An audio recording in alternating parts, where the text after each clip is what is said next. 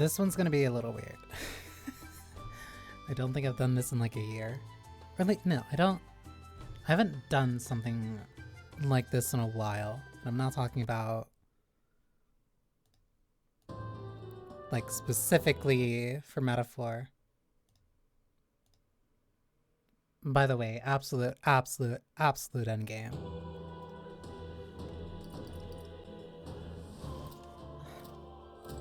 But I needed to get this done. I needed to get this done, and like I've been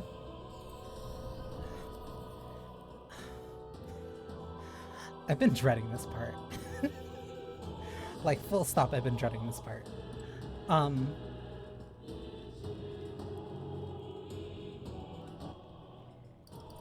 So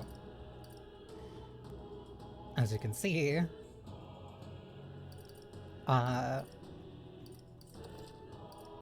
me just save again.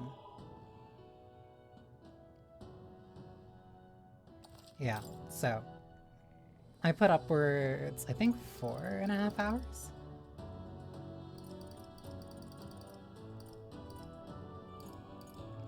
Yeah, I put about 4.5 hours in between the last time that I was here.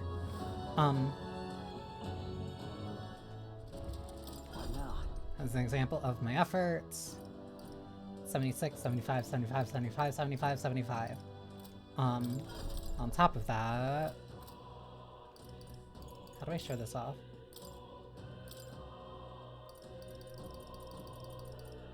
That is the only one that hasn't gotten it yet. Oh, that only shows up by rank and tier. All mastered. Almost all mastered. I don't know why she has commander. Actually, she could use Marakukaja, but I don't think I'm putting that on her. Actually, I should. All mastered. All mastered, but she doesn't really need much. All mastered. All mastered. This is my least favorite part of the game. I was thinking maybe it would get better with foresight. No.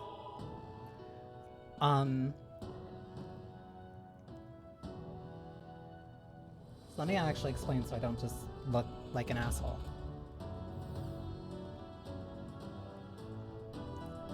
So, there's basically no timer. Let me like go all the way back and like show.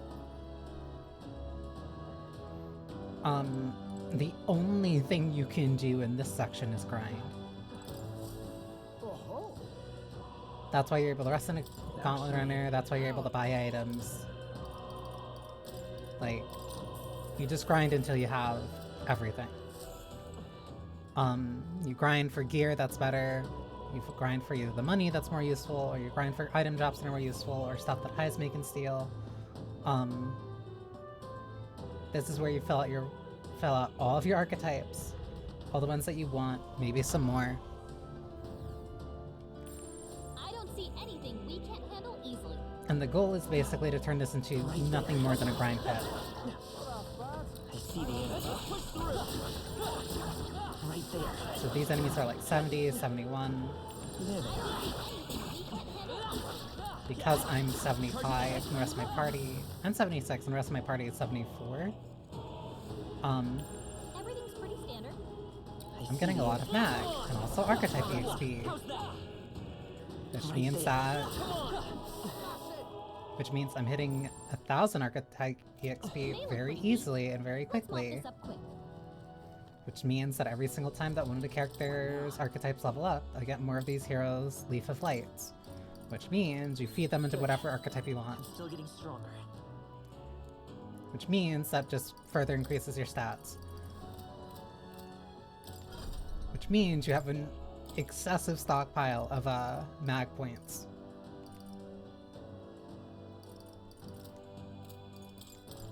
Which also means that you're able to use them as much as you want. I do not think I want or need Diligent Discipline. That would actually be really good for him.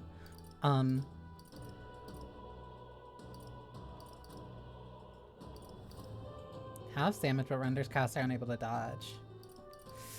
That actually might be helpful. That would be way more helpful, actually.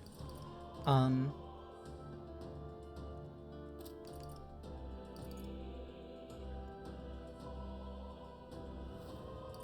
you, Alchemist archetype. Unfortunately, they do not have an Alchemist archetype in this, as much as I would honestly kind of like one. Well, I guess Merchant's like kind of close, but it's not mixing like the same way like Thief does. Welcome, Computer Geek. I don't think I really care about front boost, even though I kind of want it. I think Sturdy Stance would just be better. The flat damage is better. Alright. But essentially all you end up doing is just... I don't want to say min-maxing because it's not what it is. You're just kind of setting up your final things. Covers HP each turn, increases defense. Medica or Karim. I don't think she needs Rakarim. I'd prefer if she had Maraka Kaja.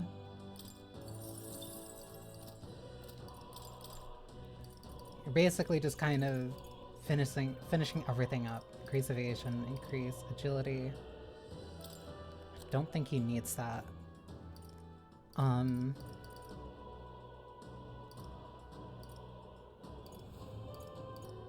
Because that's also something that can just be taken off with the Dakaja.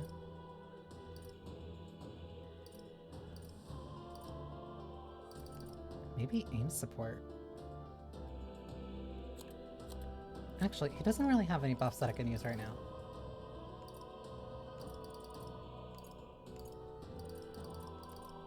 I prefer Masuku Kaja.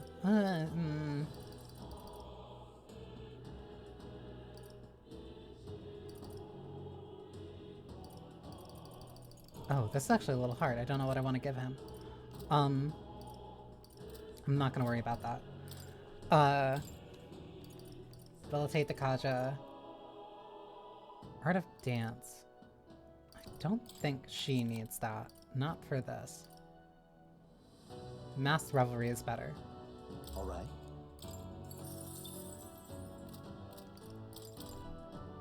Heat Riser, Tower Kaja, the Amahan, and Healer's Insight.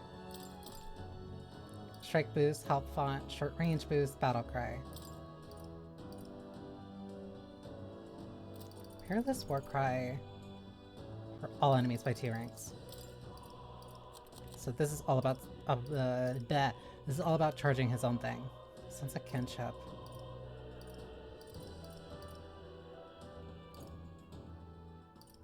I'm trying to think if there's like any last thing that I need. I don't think there is. But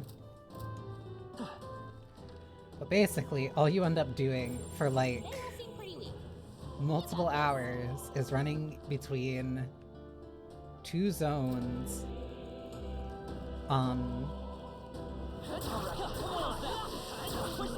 Either one hitting all the enemies, eventually only hitting the enemies that are strong, targeting a few of the things in the next zone. I'll show you in a sec. Like, it's just very tedious. And I'm still not sure how to feel about it for this. I'm still not sure how to feel about it.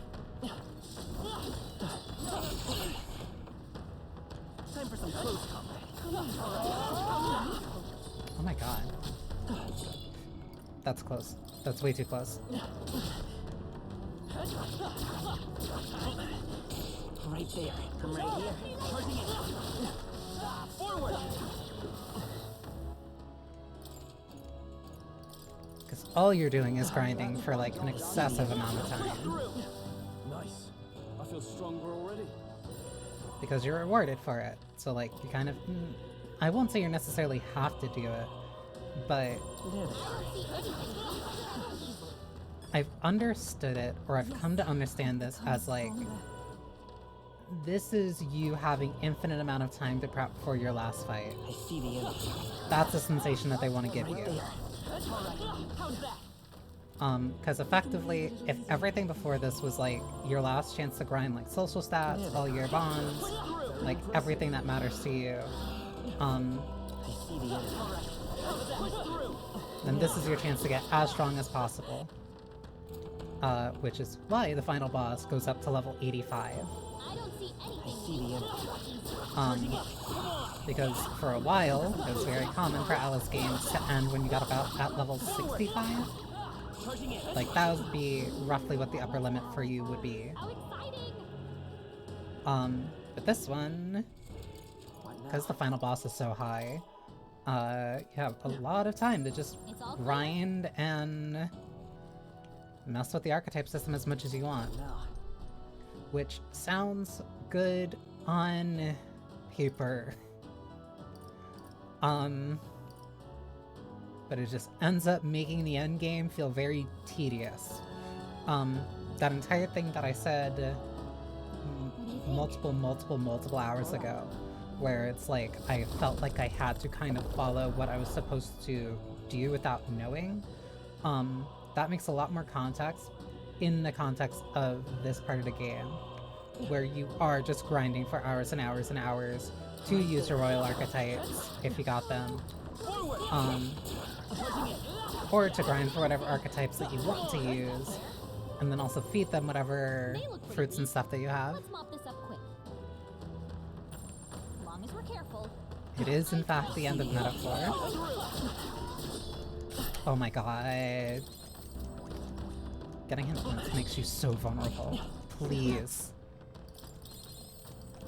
there they are.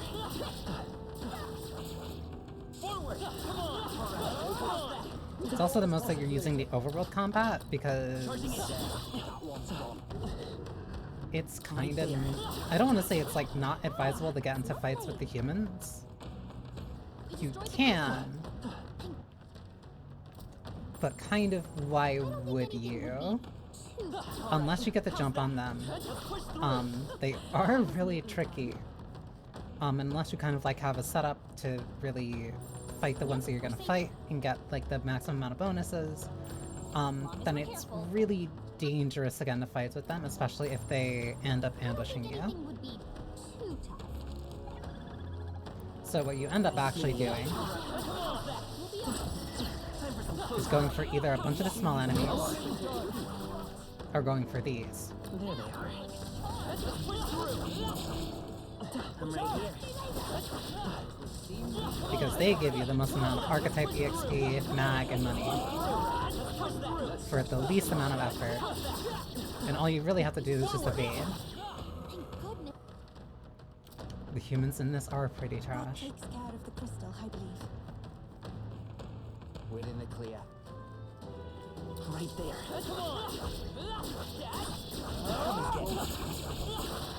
Time for some close fire. I'm right here. That's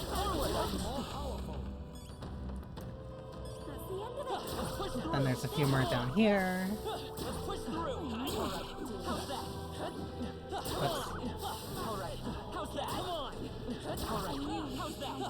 Oops. And then you're at the end of the run. Looks like we're safe for now. And then you talk to Plato, then you go all the way back to the start, and then you just kind of keep running that gauntlet over and over and over and over and over and over and over again. It's very monotonous.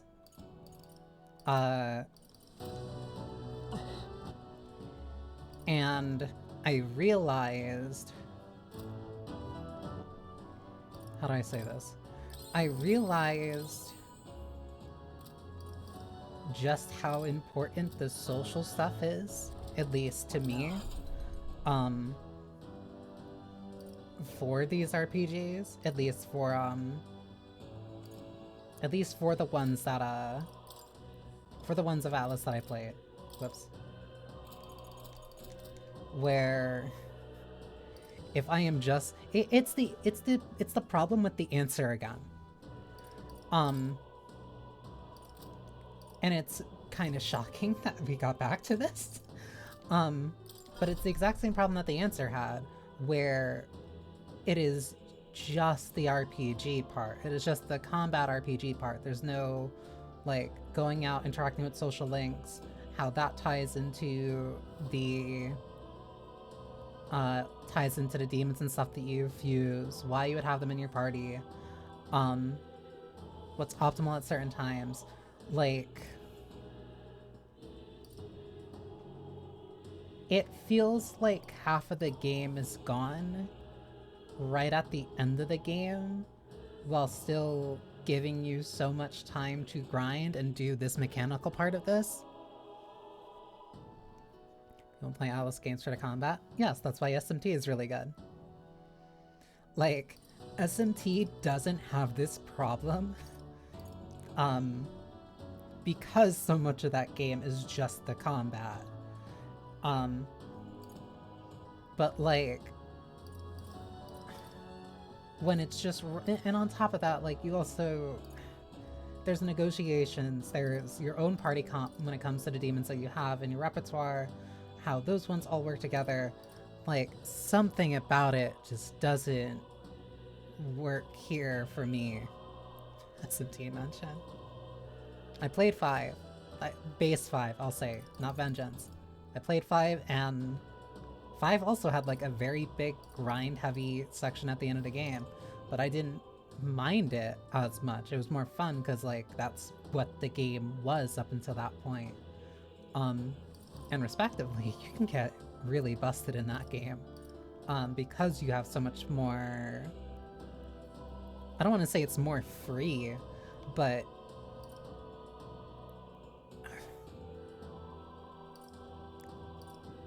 I want to say the choices that you had over at Nahabino and making them how you want to make them and working that alongside the demons that you get and also min-maxing that, like,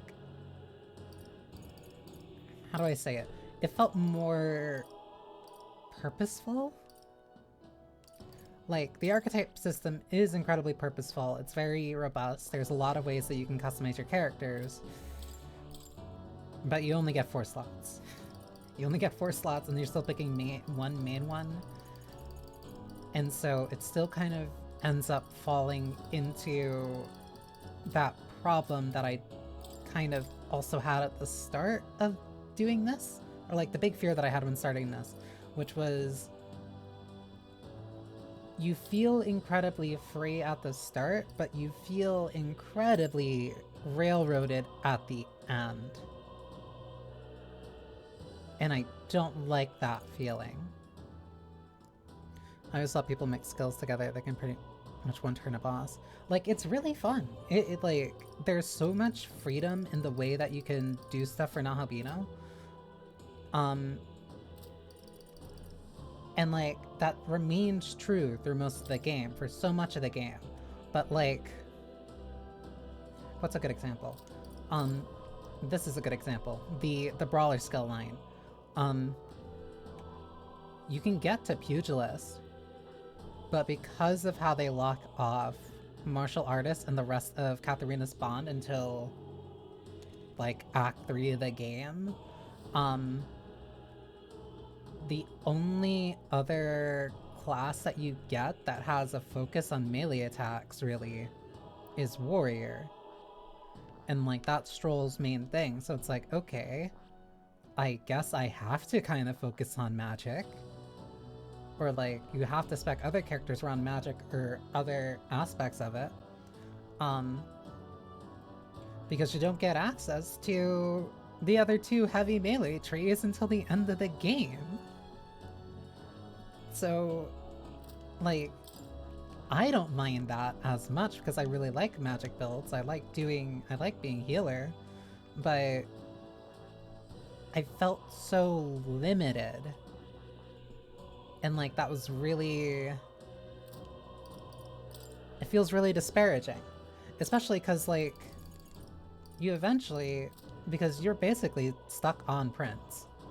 Like, Hero's Cry is a ridiculous skill. ridiculous, ridiculous skill. The resist all, there's no reason not to ever have this on. Morale boost is incredibly good for grinding. Heroes proving is really nice. But then your magic's incredibly limited. Your magic's limited to Radiance. And then you get one physical attack, and then you get one extreme physical almighty attack. So you spend most of the game typically building up magic users because you don't get access to the physical tree, which means you're dumping your stats into magic, and then 2 of your skills that you get on Prince are entirely physical focused. 2 of like your only 3 offensive skills. And there's no reason not to use Prince because of Resist All and Hero's Cry. So it's like, okay, I guess a lot of those magic points kind of went to use. I guess I'll use them for like the inherited skills. But because Prince ends up being like so stable and consistent, you're more in the backline. There's not really a reason. Because cool, deals heavy physical damage to one enemy, damage boost against human type monsters. Royal Slash is extreme physical. Stroll passively has a bond boost that increases the damage that he deals to humans. On top of the fact that his Royal Archetype gets Vorpal Blade, Brave Blade, and Hostile Toby. And he has naturally just like higher crit chance and also higher physical damage. So like, why would you care about physical stats? It's so weird, and I was really hoping that like playing the game again, like knowing how you kind of get to this endpoint, like really, I was hoping like the foresight would help me like adjust for it better, or like it would make it not feel as bad as it did my first time through. But no, it still sucks. Like, this is probably, it feels so weird to like so much of the game. Like, I want to say, Fascinating. This, all right? I want to say like 95% of the game. I like 95% of the game, but then the last 5% turns into something I can't stand. Like, it feels so weird, and it feels bad to have that feeling, but like, mechanically, I think the game falls apart like right at the finish line, and that sucks. Because I like everything else, including the final boss, the options that they give you, like the pseudo boss rush. I like so much of what it does, but playing it sucks. Because this is what you're doing. Like, you're just going around hitting things, playing as little as possible. Every character keeps getting level up the second that you hit a monster, and then you use all the archetype fruits. I'm still getting stronger. Instantly max something, get the stat bonus from it, then that's done. Then you just move on to the next and get the stats from it. Because each one of these that you end up maxing, you get additional stats for. So like, each of the mages, I think some of them increase your magic attack, some of them increase your max MP. So whatever you have going, you go and do that. Because if you don't do that, like, oh, I want to start Commander for some reason. Cool, that's mag to buy it. Then you're running around, hitting enemies constantly, spending a hero fruit to level it up. Then you're spending the next mag to get the next upgrade, running around, doing the same thing, and then just going all the way through for the lion. Like, there's not...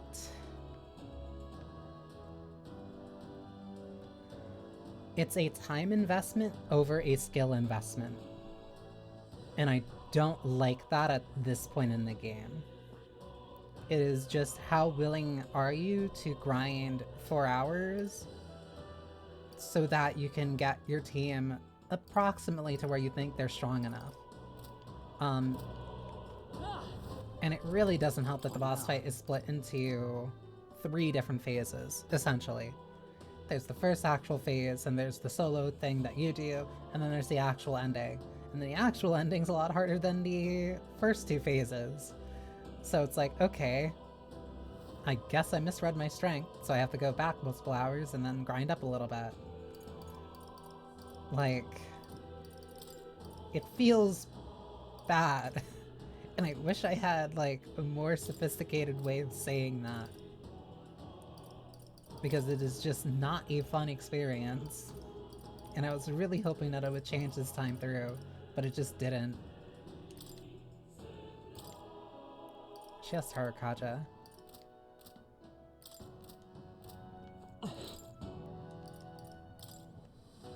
I was really hoping that this would be the one part that, like, my third eye would open by the time I get to it at this point, but it's just not.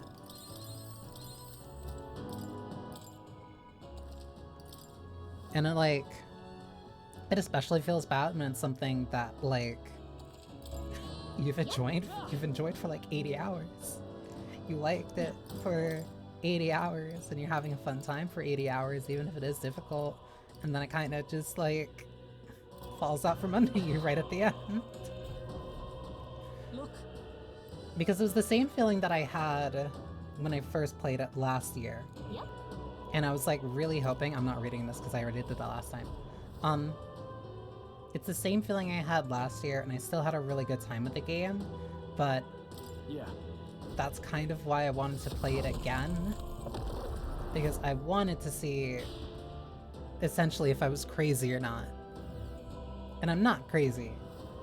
To burden others with your own fears and responsibilities is cowardice. My royal magic shall craft a world where that cannot be. Such cowardice dies. I still like 95% of the game. I think Luis is easily the best villain that Atlas has ever written. But just mechanically, I hate this last zone. In the world you dream of, there is no prosperity. Indeed, we all have our own burdens to bear. But that shouldn't mean it's wrong to help each other carry them. Luis, you're not describing a nation that condemns Not even evil. crazy for You're Juna. I love describing Juna, a but, like, nation that's her entirely just being in a party blind is not gonna be enough to carry me through this game. Our land is consumed, all of it. You are. We fight for your ideal world. Okay, 80. So there's only now a 5-level difference between me and him. 4, actually. Looks like we can't brute force through this one. Perhaps this will be too Oh, I should strong. have had Juna on.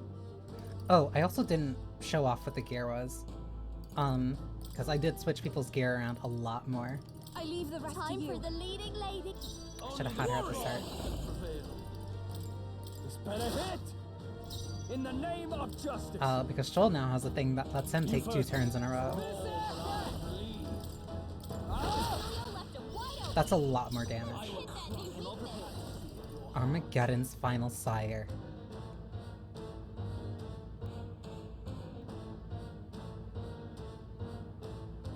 That still takes 3 turns. That still takes 3. Maybe there's a better choice. Interesting. We're looking good here.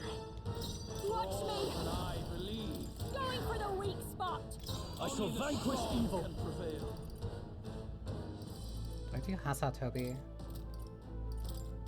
No. I'm wavering. Because Joel's accuracy is a little bit low. You.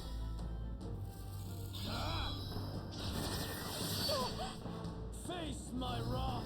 Bloody hell. How high is your crit rate? Take this. Everyone okay? You gotta heal up. Stroll can't take any more. Someone heal him. Beat him down, Basilio. We're not out of this yet. How much does this heal? Helpful as ever. Okay, so like upwards of 600. I will crush the fantasy Please. of your heart. I call upon royal power within. Unwavering. Hasatobi. Not a single In the crit. name of justice. Pierce. Come here. You're out of here. Leo left him wide open. Let's hit Face that new my weakness. wrath. Don't feel it worth the cost though. kinda isn't.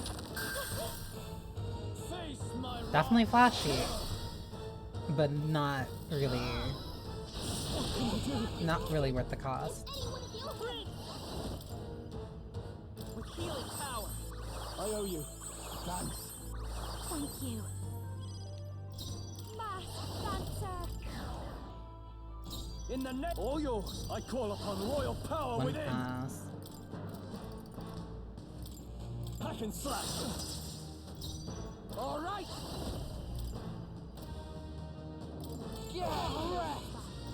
Beat By it this down, power. Emilio. Once per battle. I think it's worth using here. No, it's not. Is there another way? We'll do this together. I also gave myself the thing that gives me... that reduces the cost of, synthesis skills. Physical only. No, time for some close combat. Lend me your strength. Coordination is key. Take this. Your desperation Emilio, shows. nice dodge. Come to me. Reese is gathering a... We can't focus your attacks. We've got to stop him before he takes us out in one shot. Your turn. No holding back.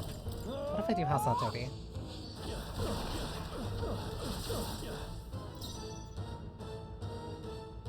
Warrior. I'll cut you down. Magma buildup's dissolving. Okay, yeah, he can do that, no problem. Yeah. Left him wide To open. the rear Implant the guard. Let's weakness. hit that new weakness. I won't hold back. Can I do Hero's Cry here? Better be sure. Charging in. We'll do this together. Let me help. I think I'll do it next turn. Very good. By all means, challenge me. Stake everything you have on this battle. There is no hope for you. Take this. That's all his debuff's gone.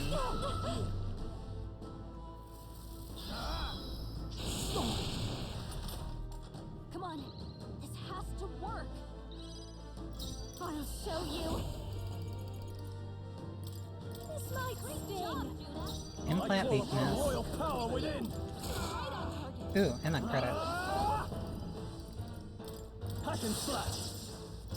All right.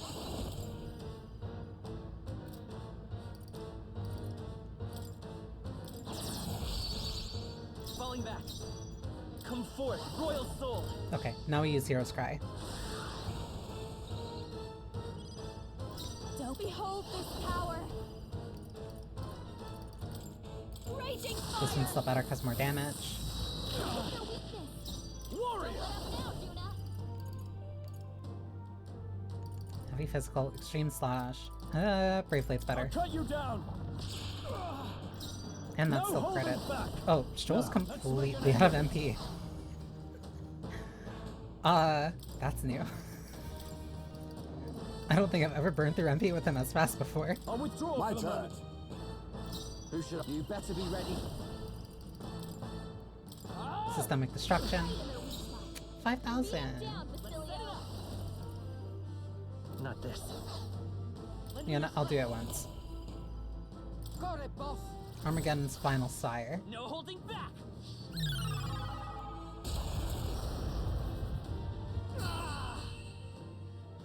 9,999. Do not fear death.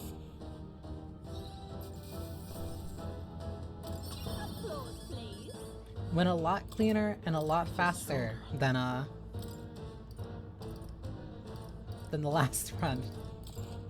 Power can be so intoxicating. Feels like I'm making progress. That's everyone at 76.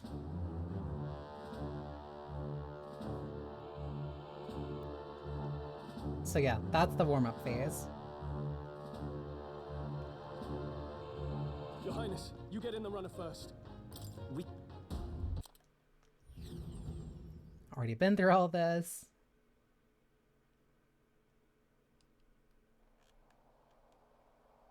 Prince, The difference a change of Do you gear and wish to symmetrical stop levels make. Like, or do you wish to be king? What is... It doesn't matter. Like, when I get to Academia, because I'll have like a split second before going into the final fight, I can show you the gear.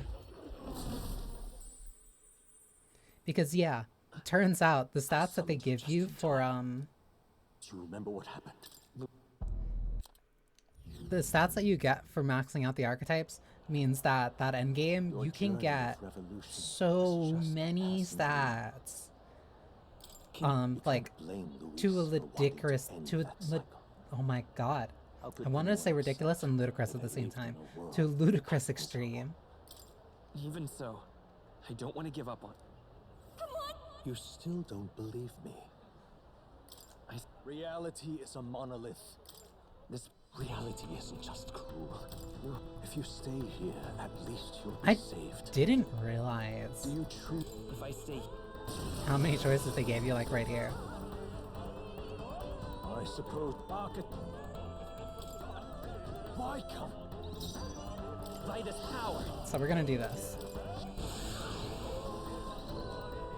Time for some close talk. Come forth, royal soul. The magic seed. So you Try harder. do not Won't hold fall. back. Behold, not. Let's go. Like, ridiculous difference in power. This is for your sake. Be reasonable. I won't hold Oh, I'm back. scared. So this.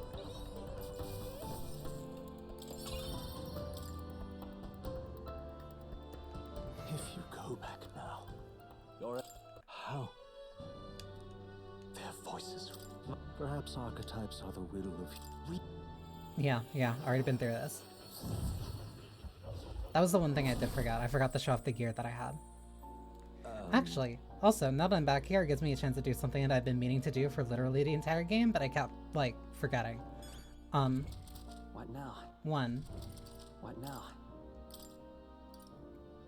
So yeah, Hero King's Sword, MP, well, significant MP recovery well buffed. Orichalcum, Utilitarian's Manual, reduce the turn cost of synthesis. So basically, I can use synthesis skills for one turn, as opposed to the usual two, which means that I can keep using my more powerful abilities, so I'm ever more reliant on the rest of my team. Never saw it coming, insert P5 fanfare. War King's Claymore, Orichalcum, Wolf Greaves, automatically cast Tartakaja at the start of battle, more endurance, more agility, perform 2 consecutive actions, slightly reduce damage from being hit by your weakness, Orichalcum Mail, Orichalcum Helm, half the turn icon cost using guard. So Hulkenberg's entire thing now, the way that I have her set up, she is the impenetrable wall. Like, if she is there for stability. She gets on the field, she guards, she gives other people a chance to do stuff. She can heal, she can raise defenses, but her job is just to stay alive. Heisme. Increase evasion, dodger ring, deplete all of an enemy's turn icons when dodged. His job is to not get hit. Like, that is literally the only thing he needs to do. As long as he keeps evading, we're golden. Juna, I turned her into a little bit more of a magic specialist, just dealing more damage, debilitation spells, just high damage magic spells. That is the only thing that I really need out of her. Yufa's a little bit more well-rounded, but I turned her more into a healer, purely due to healer and buffer, both for Heat Riser, Daimahan, and Harvest God. She does have good just general magic skills, but the main thing I want from her is to be able to heal people and bring people up. Basically, if I have one other person that's alive, and I can switch Yufa in, get everybody up, make sure they're topped off, and then I keep going. That's why she has more MP recovery every turn in battle. Basilio, when in front row, increases attack. He hit hard. Hit hard. He hit hard. He hit hard.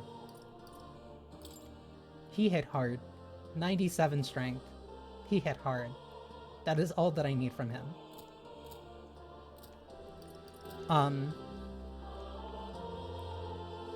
P4 golden. So, these are the things that I wanted to read through, because these are actually kind of cool. Research notes on the Seeker. The text has nearly disappeared, so it's difficult to read. On the Mage. Text nearly disappeared, so it's... I can't read any of these anymore. Oh, I was a little bit late in doing this. These give you like little background stuff on like each of the archetypes. Archetype Advancement Handbook. Yeah, the text has nearly disappeared, so it's difficult to read. Yeah, read these earlier in the game. They're neat. Even though the camera looks like a little weird here. The text is faint and in a changing shape before my eyes.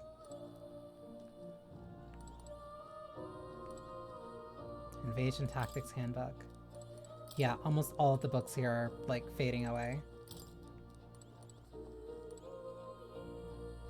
I didn't know they disappeared. I didn't know they disappeared either.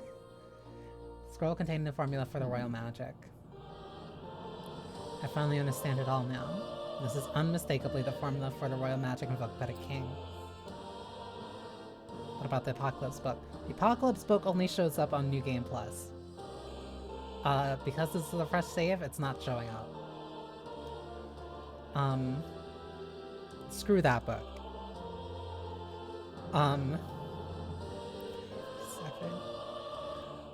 The royal magic brought about a series of events perhaps best described as catastrophic, but in the end it also granted my wish, the arrival of a hero, you. The cogs that have been set in motion can no longer be stopped. I entrust the future of this kingdom to you. Yeah, the Book of Apocalypse shows up here, like right here, and like you always get the chance of just fighting the dragon whenever, essentially. Let me make sure to save here so I don't ruin this. Also, me going back multiple hours so I can keep grinding in the Tyrant Star, that's why you rotate your saves. Do that. Rotate your saves. Because the game tricks you by giving you a chance to save here. If you save here and you're not strong enough to fight that final boss, congratulations, you're kind of locked. You're either locked or you have to get like really lucky to get through the game. You need to be very careful. And I got everything, so there's nothing more I can do here. Alright. If you leave here, you'll never be able to return. Are you certain you've done all that you need to? Yes. Send me off to the actual final boss.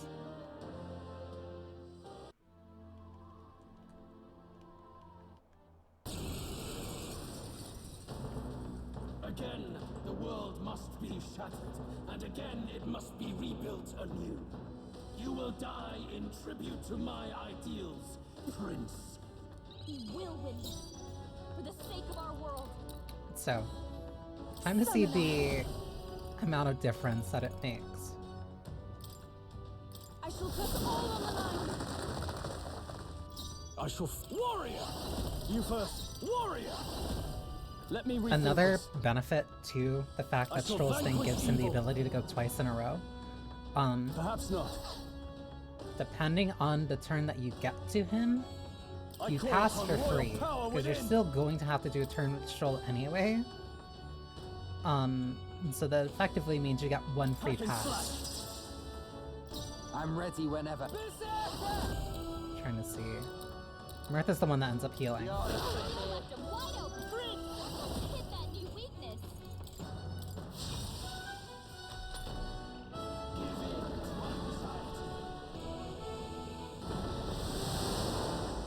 The chance of afflicting anxiety has reached its peak.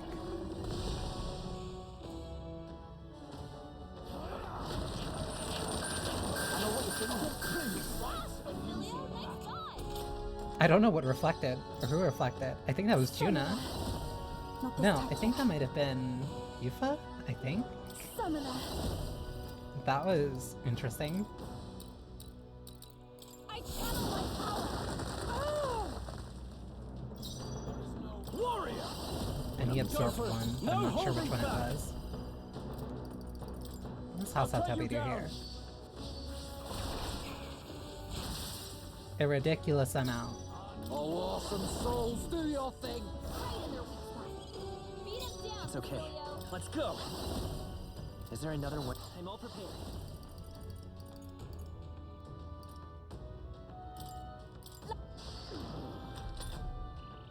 Yeah, now I'm dealing like actually a lot more damage. Oh, annoying.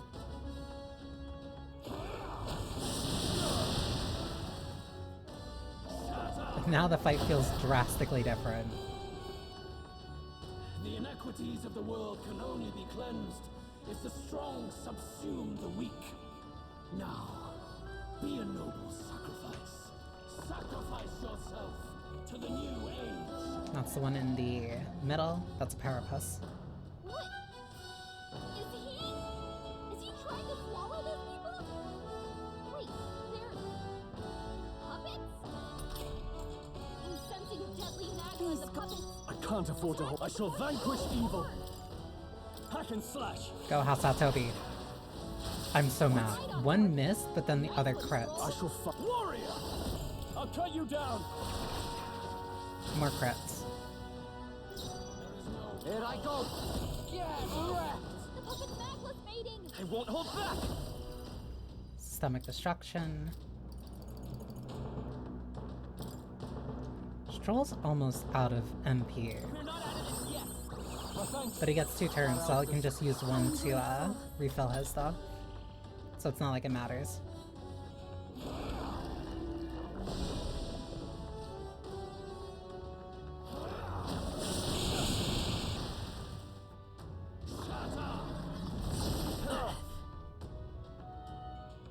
Sacrifice yourself. Like, the amount of difference. I can't tell what race that is. The amount of difference that, like, just occurs with your stats is ridiculous. No, not this. Hang on. Do I have something that gets rid of all your buffs? Should be... Yeah. Do with this. Warrior! Right on target.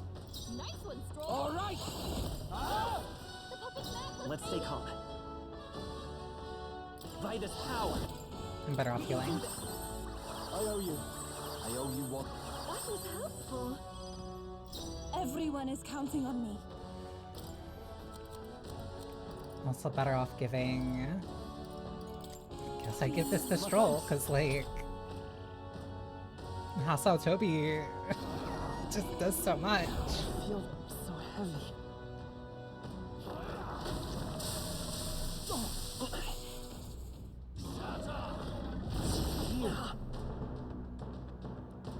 Sacrifice yourself to the new age. The left is the one that heals. You've got a bunch of ailments slowing you down. All Captain. yours. I call upon royal power within. The left is resistant to physical. Okay, let's do all yours. No. I'm tempted to do this just to see, No. but I'll this won't wait. work. Time for some close combat. Should I heal? No. All right, let's go. Oh, souls of kings, give me strength. The puppet's backless mating. I shall fight as the no. Go for it. Now, what's the play? And then... Everybody's almost dead. This I'll should just work. use an Ambrosia, because, like, why not? Thanks. Because it scales better for Basilio than everybody else. Because he has nearly 999. So, like, why? Why would I never use the ones that are percentage based?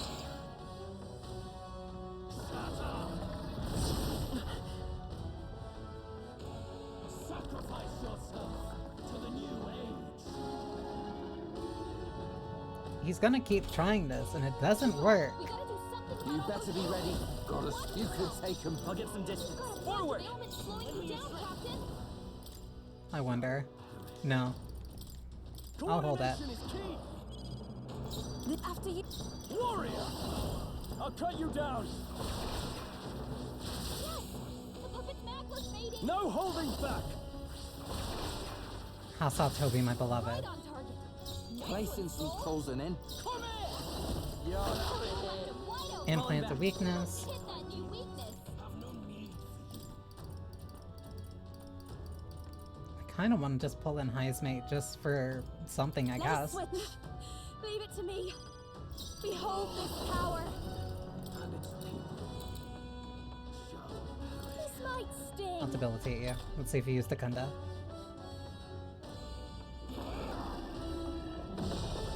Heat Riser.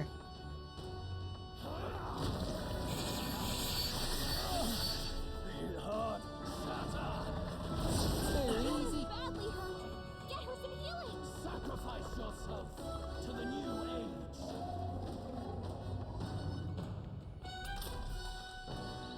Oh, that's the one that has the weakness. Cool. You first. I shall vanquish evil. The rest have their evasion up. Run them through. Okay. Everyone get on healing duty. Hold on. This one I'm actually a little bit concerned. Here I go. In which case, it'd just be better if I used Deadly Eraser. Yeah, You can do this! because I'm gonna use Hero's Cry anyway. I did warn you. It's okay. Yeah, because I need to use it this turn. I'll show you. Going for the weak The spot. Kaja, Warrior. Hostile Toby. Warrior. What a mess. Let's get on with it. Wait a minute. Wait a minute. No, this is still fine. This calls for one of these. And like, this is also something that ends up happening where, Stay in. Come here. like, The puppet's mag was fading. the fight loses a lot of its challenge.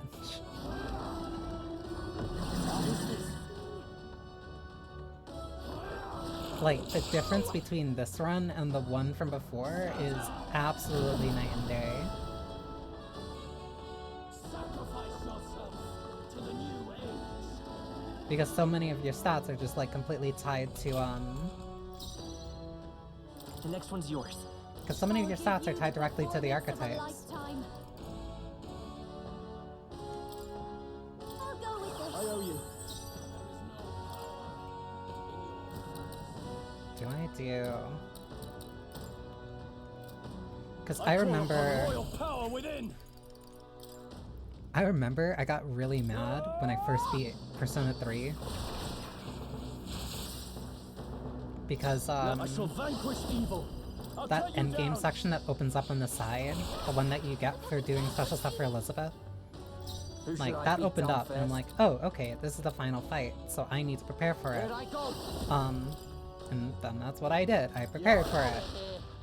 Behold. The problem Come was that I forth, apparently royal prepared soul. too well. We're not out of this yet. My thanks. And like, I owe you I one. grinded a little bit too hard, I guess, and like, no, I was killing Nyx. I was taking off life bars in like single turns. What was that? My shoulders. And then this entire huge epic fight was supposed to be, this entire epic fight just like fell apart because it wasn't difficult. Sacrifice yourself to the new age. So it's like, you have to either know beforehand what you kind of should be at, or Listen, they've got your defense. you can sleep through the final boss. And it's not a fun experience, because I feel cheated out. Not cheated, but like, this is supposed to be a big moment that's supposed to feel like a challenge, but like, I'm sleepwalking through it. Right on target. because I don't know preemptively, like, Cut you down. oh, these are where your stats kind of should be. This is generally, like, a good threshold to actually do this fight at and such. Behold, Like, I walk a how royal path. am I supposed to know that stuff beforehand? Not this. Let's go. And because I didn't know that stuff beforehand, and because I couldn't, like, We can do this. you either go into the fight incredibly underpowered or overpowered. I call upon a royal soul. Like, something about the game just falls apart a lot for me, like, right at the end for various different reasons. I call upon royal power within. And I hate feeling this way because I like this game a lot. They die hard.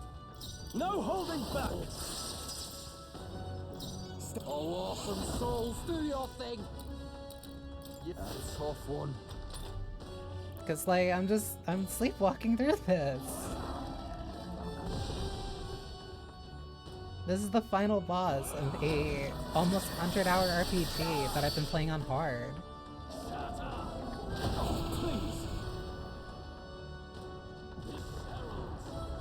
Building up an incredible amount of magma. Sacrifice yourself to the new age. Captain, they've got your defenses We're looking good down. here. Let me think of something. Be a waste to let this. Go for it.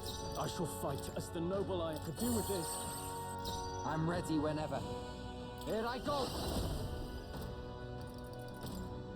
Withstood that, eh? Our new world and its ideals have no need for you. Vitus I'm power. not doing Regicide. Because Regicide's just gonna be the same thing. Better be short. Let's go. Like, again, the most interesting part of the game is going to be the midpoint, and not the actual end game. Helpful as ever. That helped us. That helped.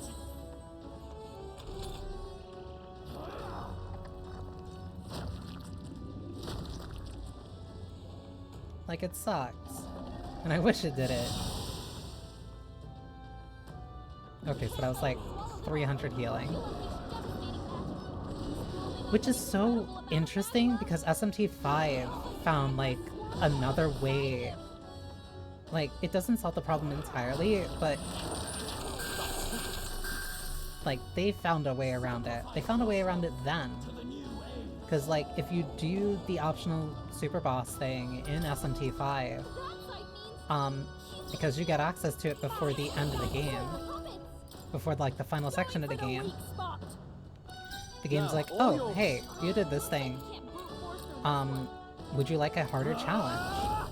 It doesn't make the boss, like, impossible or anything, but, like, it's a noticeable and significant step up. But it's enough that it's like, okay, they were aware that people were probably going to want, like, a slightly harder challenge if they did do the special bonus thing. And it was a nice compromise, like, it was something to meet up to you.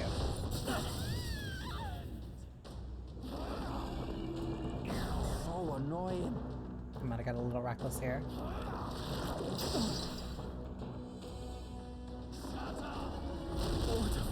Badly wounded. Nope, I'm still safe though. Sacrifice yourself to the new age. Tweaking stats all you want cannot fix a design issue, very unfortunately. They die hard. You're all hurt. No holding back. Anyone get on healing duty. There's also the dummy fight, but yep, that was a DLC thing you have to pay for. Who should I be? You better be ready. Withstood that, eh? I'll get some distance. They've sapped your defenses. We can do this. Atlas also routinely does that, and it is kind of annoying. It sucks that this is like turning into the Atlas complaint hour, but like, Slash. Atlas very routinely ends up selling like the hardest fights in their game as DLC. And like, it sucks that it's like a reoccurring thing. Because the base game, unless it is SMT. Unless it is SMT, like, Sacrifice yourself to the new age.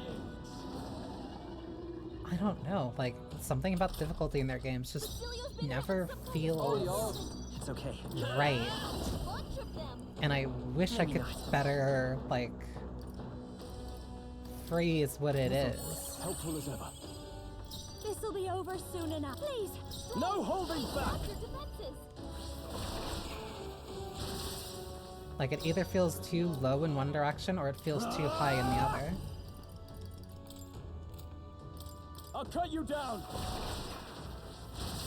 Right on target. Nice I'm one, ready. Soul. Oh, awesome souls, do your thing. Let's stay calm. Let's set it up! No, charging in. We'll do this together! Who was doing this? Gina.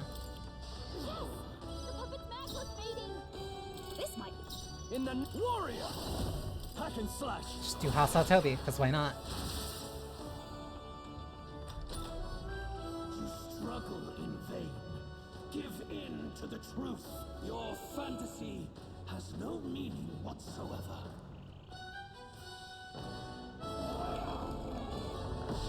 Heat Riser.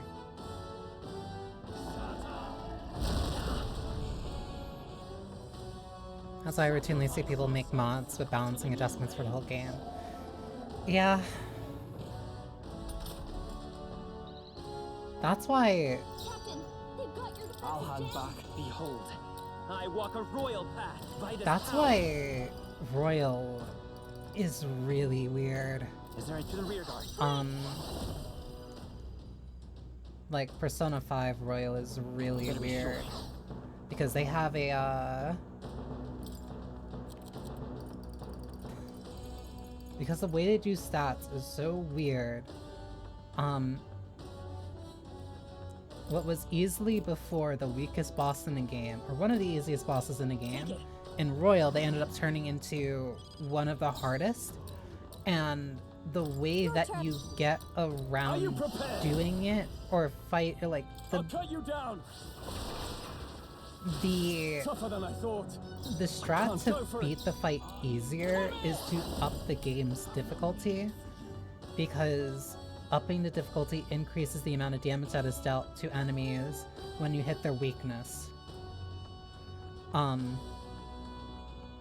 Because it's supposed to be like, well, the enemies deal more damage, but also, so, like, the enemies deal more damage to you, but in turn you can deal more damage to them.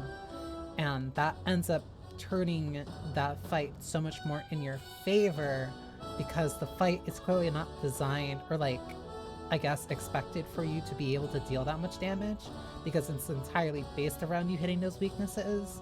But if you hit those weaknesses, then those enemies die a lot earlier than when they can actually take their turn. So the fight on normal is harder than the fight on reckless difficulty. Like, I don't know. Dr. Sister released a mod for an updated hard mode on Octane HD. Like, Get wrecked. It's okay. I wish I knew. Is there I another wish I way for some knew, close like, calls? what they were doing or how they did it. But, like, Alright, let's go! whatever they do for balancing, they need to get better at it. Like,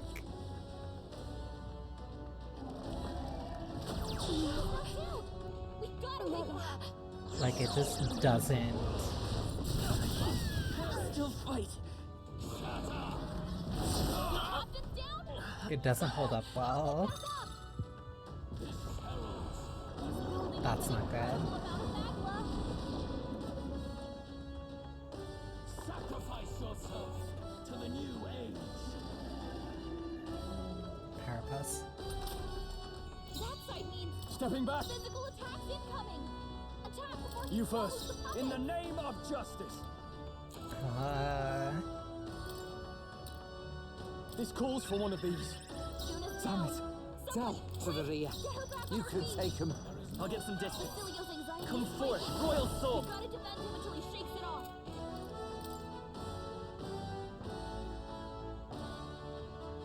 It's bad, because I can't get that off of him. I owe you. That helped us out. Because I need to spend this turn to heal.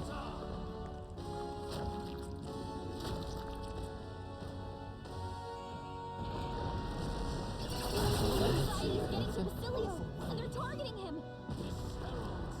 Yeah, and then that took no turn. And then 2 people are dizzy. Inside him.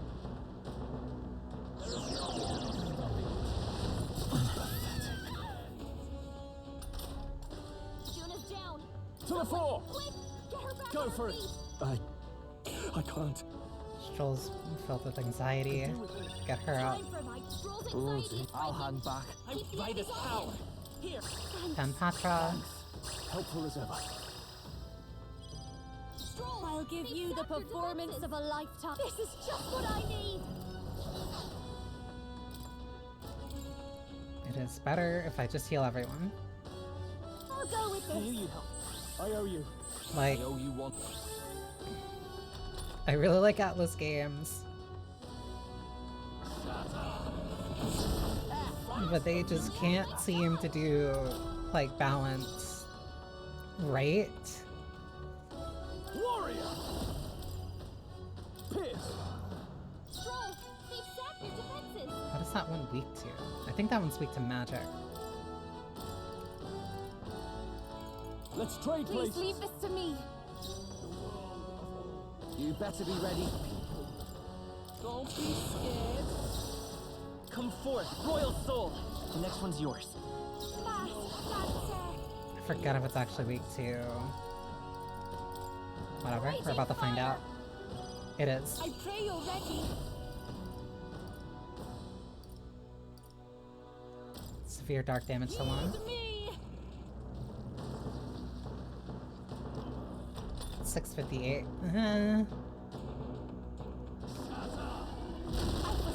Sidestepped it. She's doing great. I'll replace you for highest I mate. won't fail you. Be a prince! Make forward! Lend me your strength. Once I wink this to dark. That's actually, that could be useful here. Right. I've got a new weakness. Fast, dancer. That's one heavy dark. No need to replace. Oh, souls of kings. Severe give me dark magic. strength. Now accept your fate. Oh, power of kings. It's prince! You better falling back. This should work. Just more Maclay, I I'll guess. show you.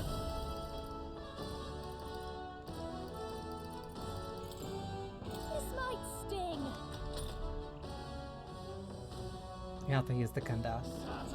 Or not. I see your game. That's finesse.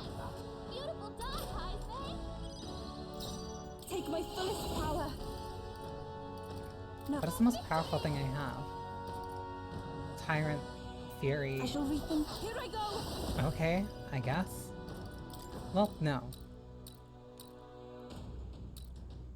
Oh, that helped. June is the strongest with like single attack. Let's go! Maybe time for some close combat. Let's set it up! Look here. Watch me.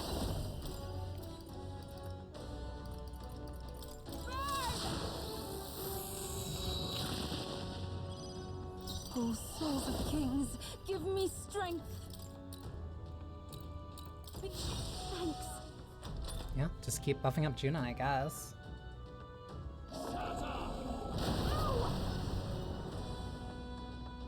Sacrifice yourself to the new age. That side means physical attacks incoming. A wise choice. To the rear guard. Swallows the puppets. Take it! This'll be over soon, and This is just what I need. I need to cast a debilitate. for the weak spot. Like, that needs to stay up. Summoner. These ideals have no need for you. It is your turn. I'll use what I must. Yes. The puppet's backless mating. Oh, he's taking much more damage.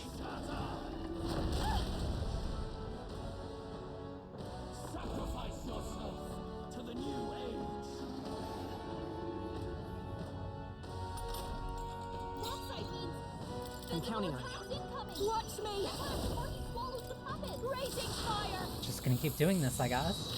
Stubborn! Summoner, That's extreme. Severe. come forth now. I'm sorry, everyone. Puppet necklace mating. Thanks. I won't hold back. Not this. Heroes proving.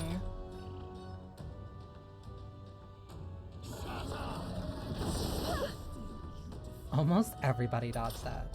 Damn. I call upon a royal soul. This might sting. Debilitate. Summoner, it is your turn. Help me finish. Oh, power of kings!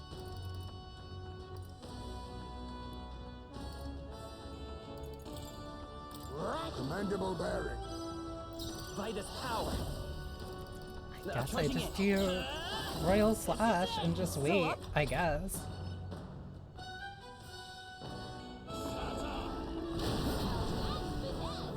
Beautiful dog, Kaiser. Yeah.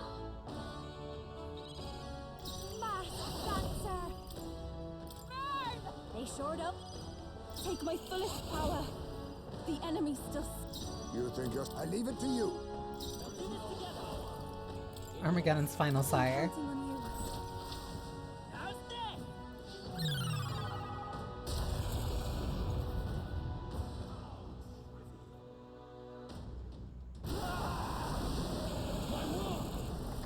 My perfect world!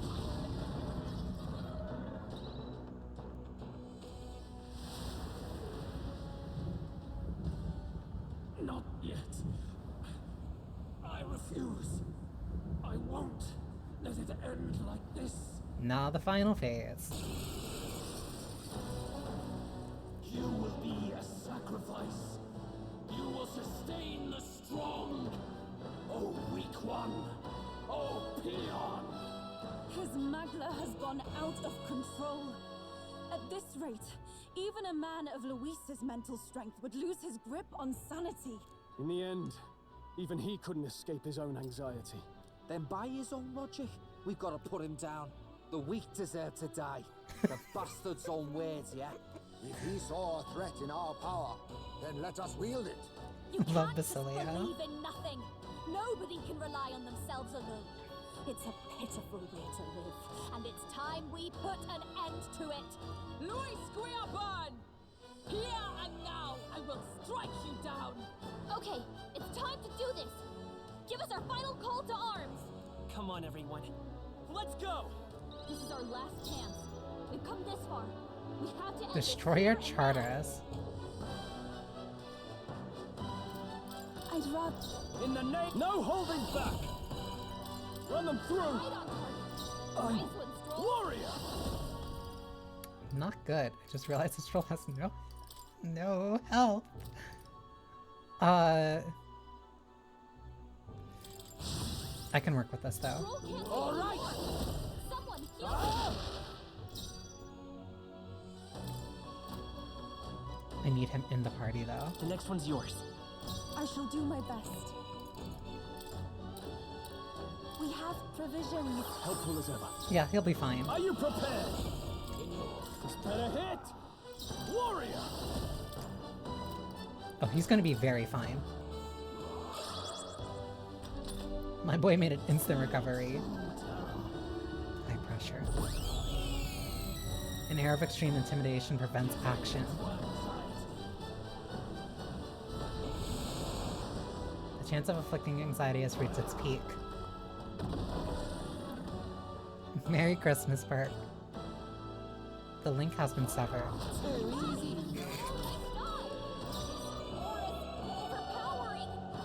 Awesome souls, do your thing! I lost one turn. Behold, I walk around. Maybe not. Okay, and we're switching things I around. won't fail you.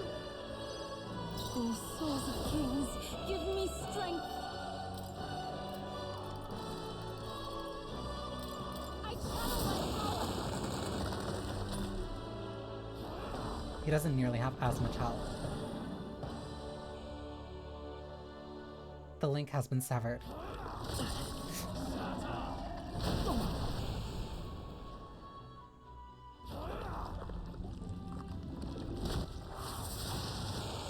What can I do? Badly wounded. That's a severe wind attack. Would heal him.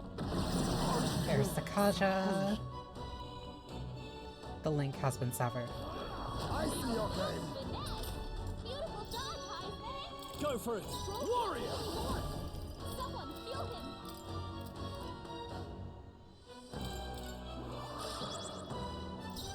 I leave it to you.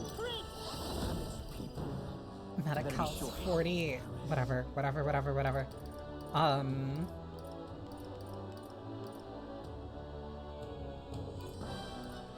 I could do a miraculous mead. Take it! I say it's worth it. I owe you. I'm grateful. Much thanks. This is the power summoner.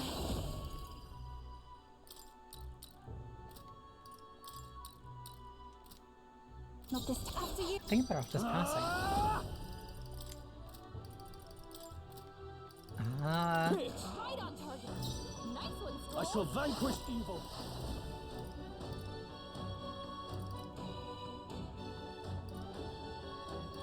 Severe physical to one enemy. Please allow me. Fearless Stone Cleaver. You will taste justice!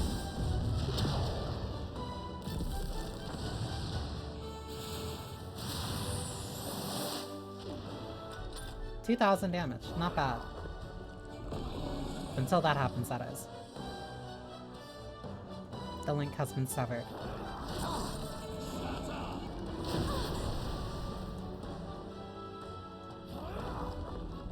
Crimson Flameflower.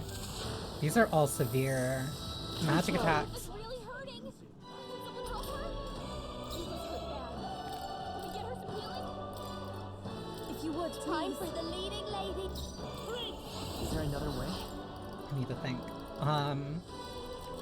There's food I have that... That's a whole party heat riser.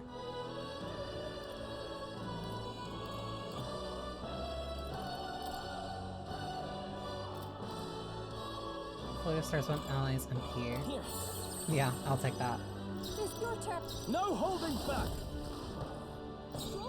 I call upon royal power within! Not you first. Huh. Perhaps this suits me best. Highest may get doubly effect from all healing, which means Great Spirit now best heals up to you. 600. Helpful as ever. Thanks. Behold, I walk or come forth, royal soul! Oh, I still have Hero's Cry. Hold on. I still have Hero's Cry. Interesting. I'll think about that in a second. Better be sure. Because now is definitely the chance to use basically every single item that I have.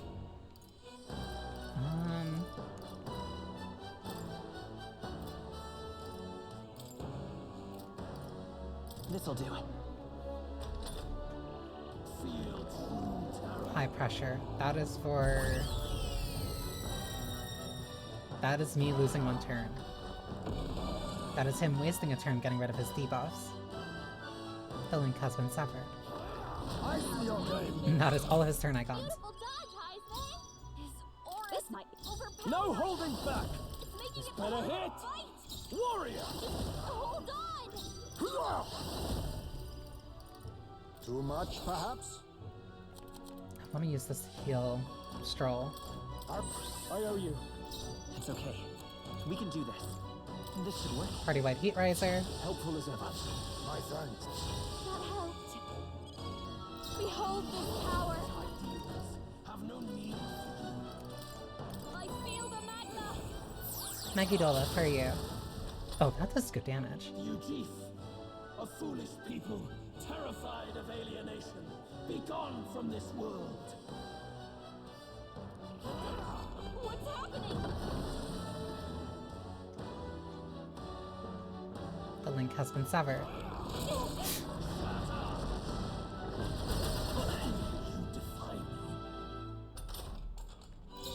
He keeps missing. Oyo, I call upon royal power within. A favor, if I may.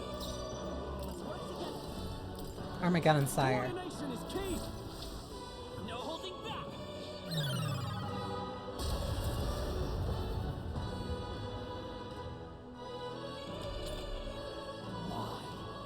Why can you not understand my ideals? We understand them. They're pathetic. A tribe condemned. The shame. Someone help him get back in the fight! The link has been severed. Badly wounded. Can anyone heal him? Juna dodged it. Heismay got knocked out. We gotta revive him. I'll withdraw for Please the leave moment. this to me. Here I go. Can we get her some healing? I was so happy seeing Ishtar in this. Even if it's incredibly brief, I'm so glad that she's here. Thanks. I'll use what I must. It's a quick change. There is no power in your fantasy. I'll leave this to You face Hulkenberg with blade in hand. Applies one non-mighty attack. There we go. High pressure. So that's one last turn icon. My strength. Does that get rid of my all cards? Trivial.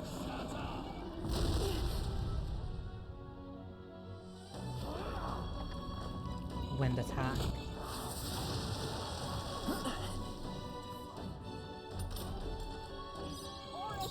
Overpowering. Making it harder to fight. Must forward.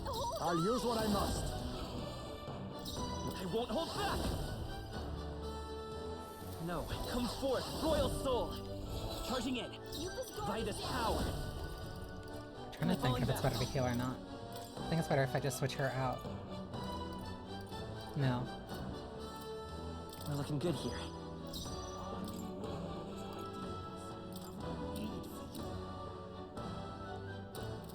She's fine on MP. Here. Heismay needs it. I pray you're ready. No, not this. Take my fullest power, not this tactic. She's also better off healing too. This should help. Because I have a stockpile of divine elixirs too. The link has been severed. Too slow. Nice try. Beautiful job, Heismay. A wise choice. I will fight with I'm all prepared. Armageddon's final sire. Let's do this! It's still up? Yupa's guard is down. No, he looks sad. I'll stay. Even my strength will be needed.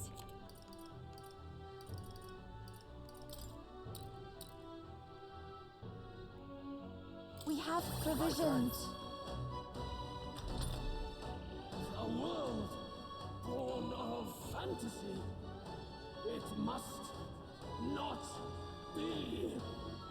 Sir, you are building a world entirely based off of your own fantasy. My strength.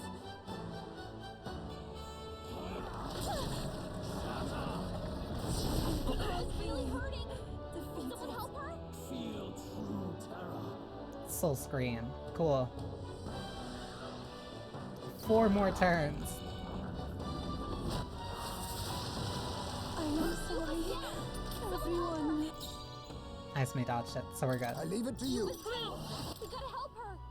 Has it come to I this? rejoin the fray. Hulkenberg, Observe the enemy. you've got They'll not several break my ailments slowing you down. Has it come to this? This should help. Help me. Then you for sealing when it this- needs. And I'll here. That was helpful. Feel true terror. So lost 1 turn.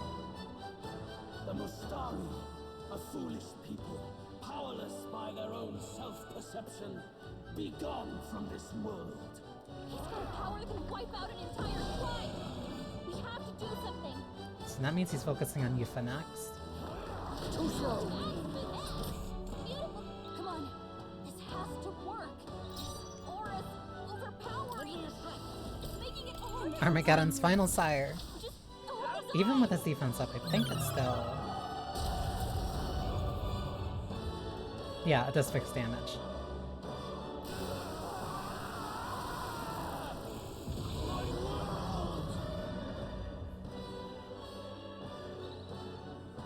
Just instantly also wipes the boss. Like... But why? Why is it still beyond me?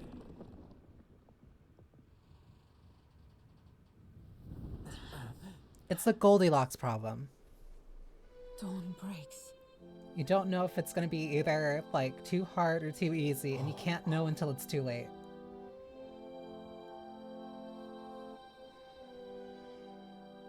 Still like their writing, still think their mechanics are cool, but man, they cannot balance their game.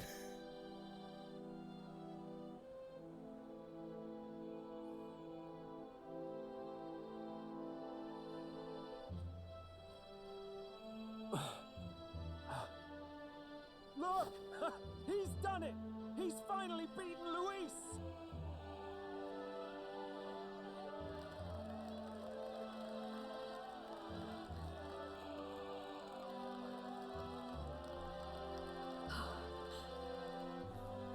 Does this mean he's won? I'm not dreaming this. He did it. Not I- yet. I have my ideals.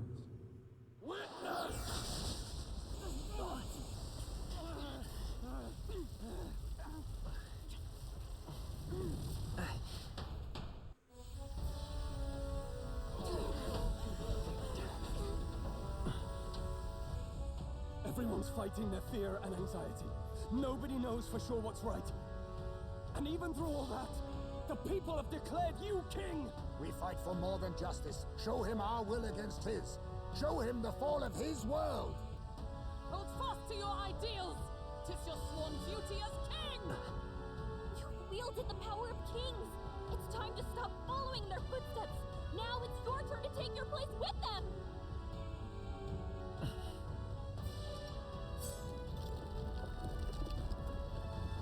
Your fantasy is naught but lies! What? What's going on?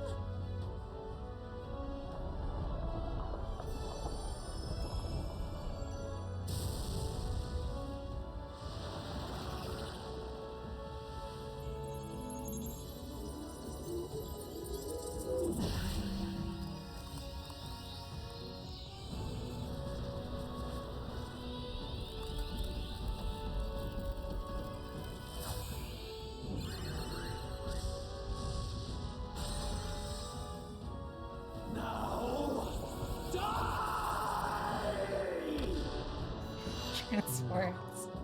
Fantasy is more than an empty dream. It's a dream with the power to change the world!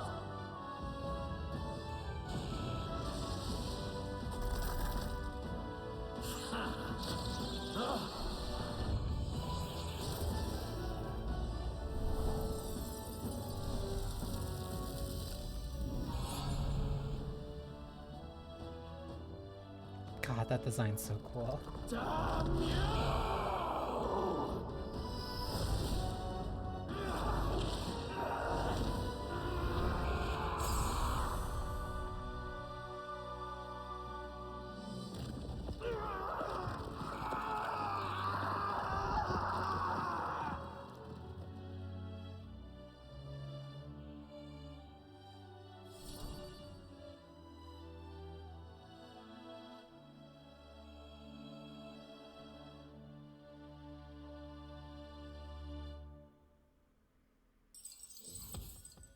Save the country.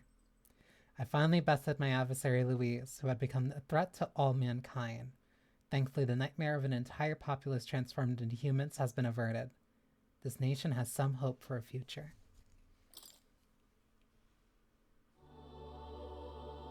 That must be the Lord that governs Utopia in all worthy champions. The hero's archetype. The king. I see. At long last, fantasy has become a force that frees people from anxiety. A harbinger I mean, of reminds me of the final change boss from Vanilla for a P5. deadlocked reality. Atlas has been very good about that.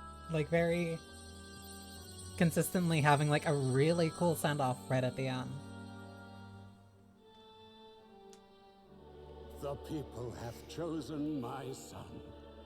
With that, my tremendous Between, like, gamble Messiah, on Izanagi no Okami. Thus it is that my duty draws to a Why am I close. forgetting the name of the... And now, the novel you wrote with such passion will finally begin a new chapter. I'm, like, forgetting the one from 5. I'm forgetting the name of the one from 5. Is that... could it be? But how? While flames swept through the sanctum, I cast a final spell to abandon my body and survive in soul. I became an immaterial being among the fairies. I had to, so I might provide guidance to the child on his most perilous path.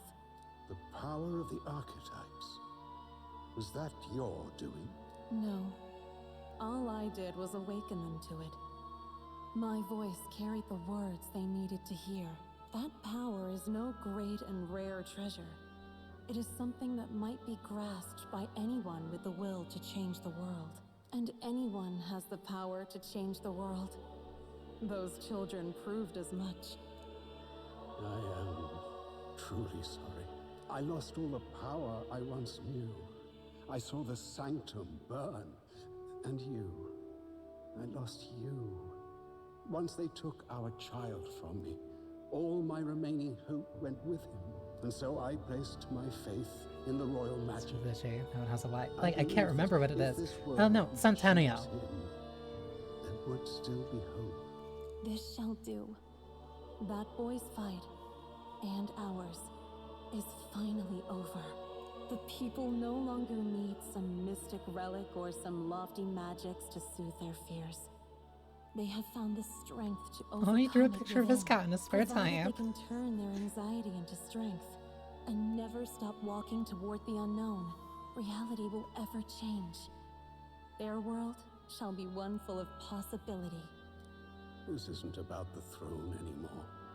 It marks the beginning of a new era, led by those who are truly worthy of the people's trust.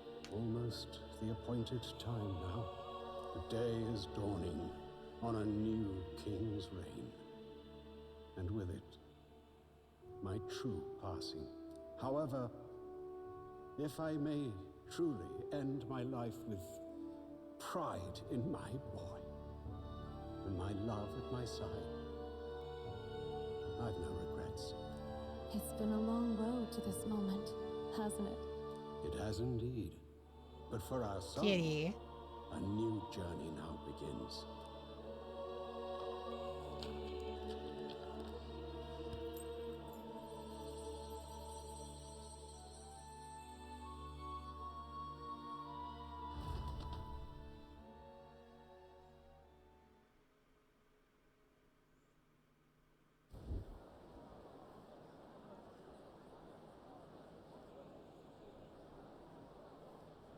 Heed me, all people of the kingdom.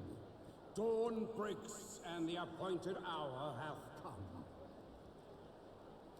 He speaks. With the announcement of our new king, everything finally ends. I now settle the long-contested succession to the throne. They who have gathered the most faith from their subjects amassed, they who have overcome this fierce contest, the throne's new sovereign, I now reveal. Behold, your new king of your kingdom united.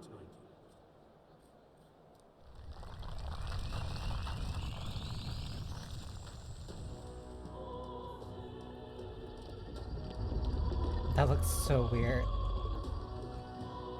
Look! It's him! Yeah!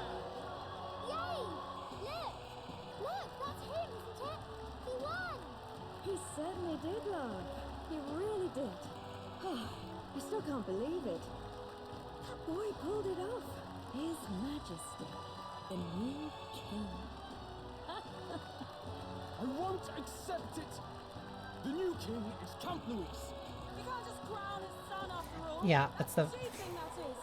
It is the first time you see it in motion. Disorderly conduct will not be permitted.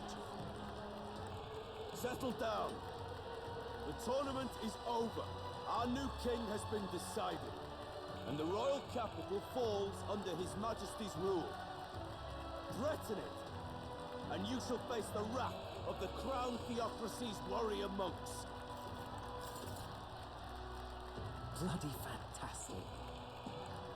They really did it.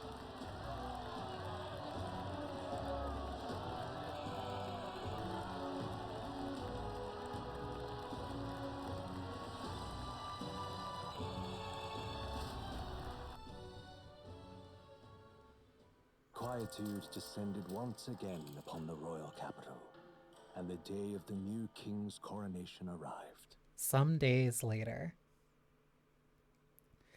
I think also of every Atlas game, this is the one with the longest goodbye.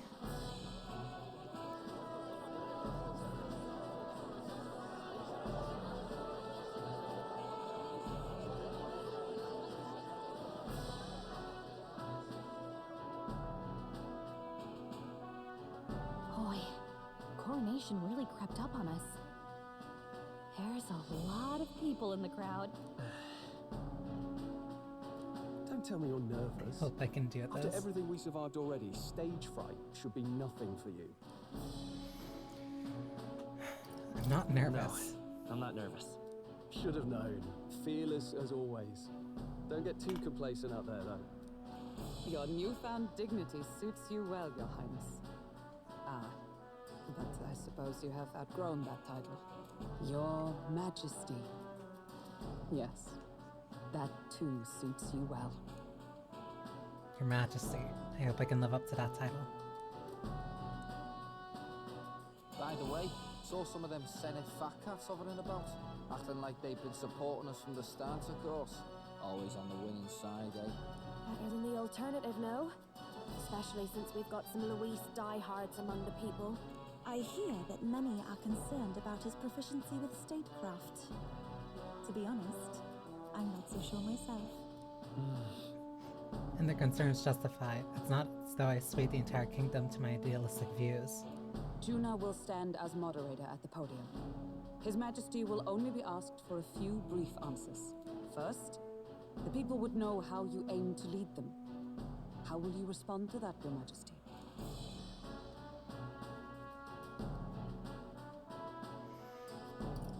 I'll confront any challenge for my people. I know I'm inexperienced, but I'll strive to do my utmost, with all of you at my side. That's fine. The people have about had it with pompous monologues. Better to say what you mean with determination. Still, there are a lot of people in the crowd who have never supported you. How are you going to respond to them? And this is like a very fascinating kind of like aftermath. Because it is the end of the game, but it is kind of the start of everything for them. This was their end goal, but their end is just another beginning.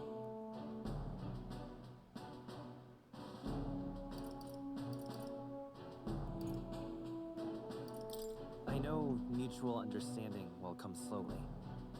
I'll just have to keep doing everything I can for them. You went from a nobody to the top seat in the nation. No need to puff up and bluster anymore, what? You'll do fine. A ruler must only stand tall. The rest is not done alone. We are with you. Indeed. And we're no strangers to more practical work. Whatever our tasks, I'm sure we can handle them. Well, it's time to make your first appearance as our king. Let us brace ourselves. Good luck! Thanks for always having my back. Well, let's go. To His Majesty, the new king.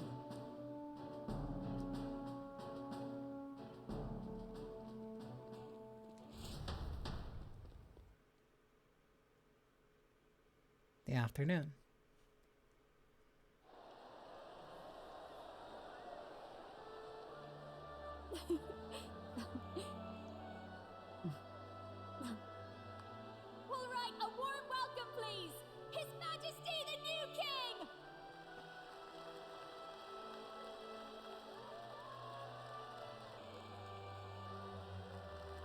Your Majesty, you're so young!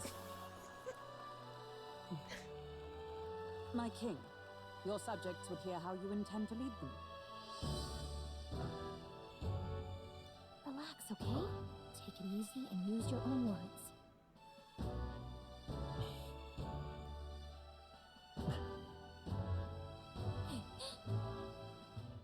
As a ruler, I've much to learn. I cannot say what I'll accomplish. And yet, I believe the world can change by our hand. And to that end, I will face any odds. Now, Your Majesty, a few more words. Naturally, some under your rule now supported other people in the race. How do you respond to their voices? There will be times I let you down. I know that. Only results can prove my intent.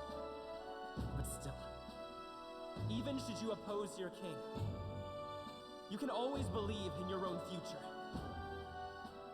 I will make sure of it.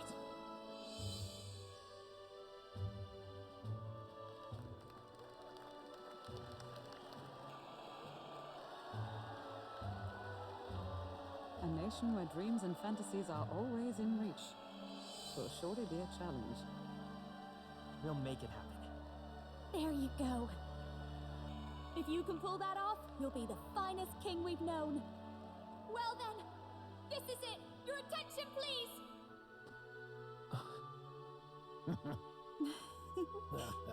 That crown is hideous. No lord remains for you to kneel before. Please take the crown with your own hands, my king.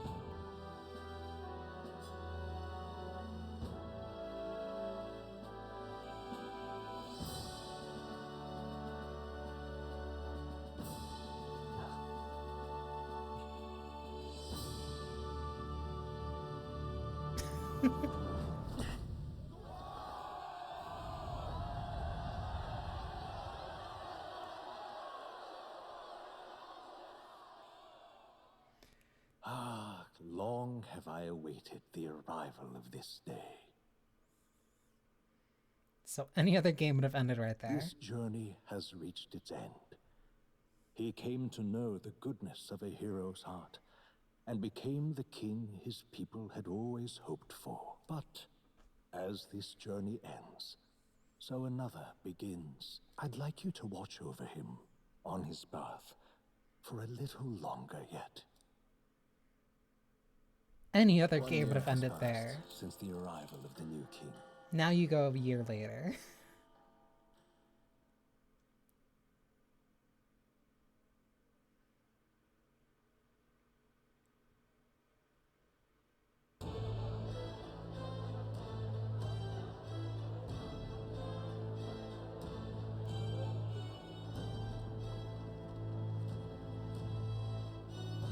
Hey, heard the news?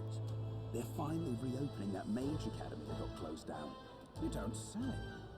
The famous one deep in the Monterio Mountains. Really? I'm impressed. It only took them a year. They've even paved a proper mountain road. And get this, their headmistress is none other than Lady Juna. What? The songstress? Well, she is one of the king's 6 partisans. If she managed to help save the world from Luis, I expect she knows a thing or two about magic. Sounds like they plan to fully open the magic researchers' findings to the people, too. Quite a turn from when the late Sanctifex banned it. Makes sense to me. After the clash between His Majesty and Luis last year, everyone knows you don't really need an igniter to use magic. And that's just today's news. It's surprise after surprise, ever since us church folk got the boot from the palace. Hard to believe it's already been a full year.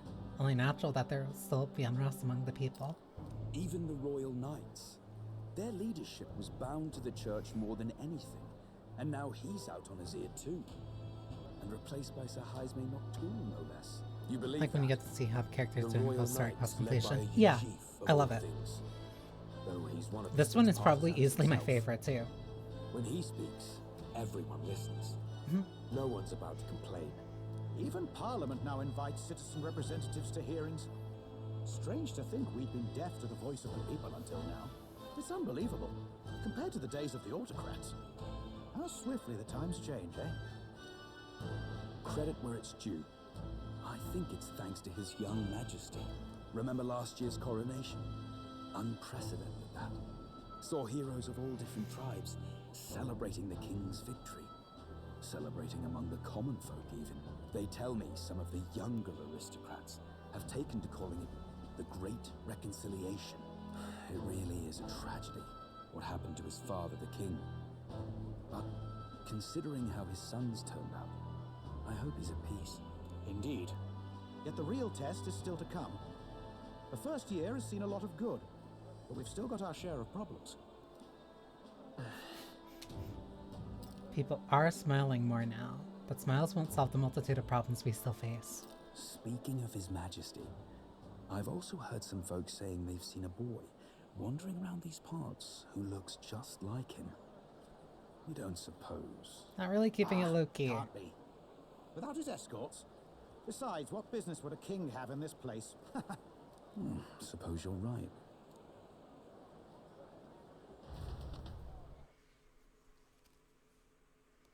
The afternoon.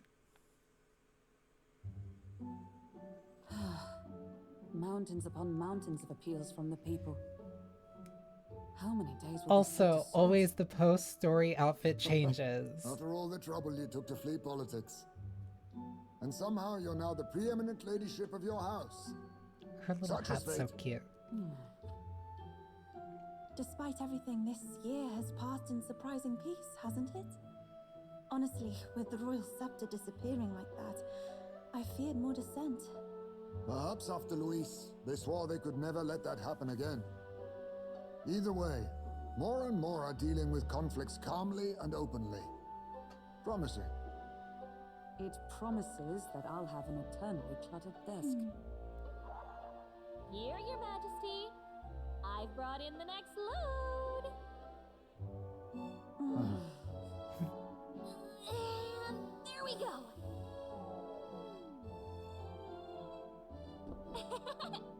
Not half bad, right? Hey, isn't the king supposed to be here? When did he? I've said countless times not to leave unannounced. Oh, this decoration doesn't suit me. How did Luis and Forden put up with all this damn finery? Your Majesty? Are you here? June back from her looks so inspection. cute. Apologies, Troll. I'll look for him now. Wait, I'm coming with you. Oh, good grief. She has a big hat too. Some things never change. Not that they should. I'd say life has changed plenty for us. Yet somehow our captain's the same as he ever was.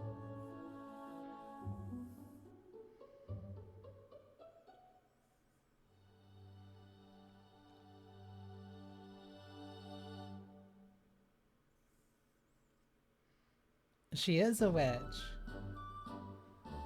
And then, well, I might have got a bit too Because fresh music and is the stuck up world's first Santis. magic. But those bloody church folk been looking down on us for years, you know? Wish you could use the epilogue Still, outfits in the game it was plus. other Yeah. scientists what stepped in to keep Yeah. things peaceable too.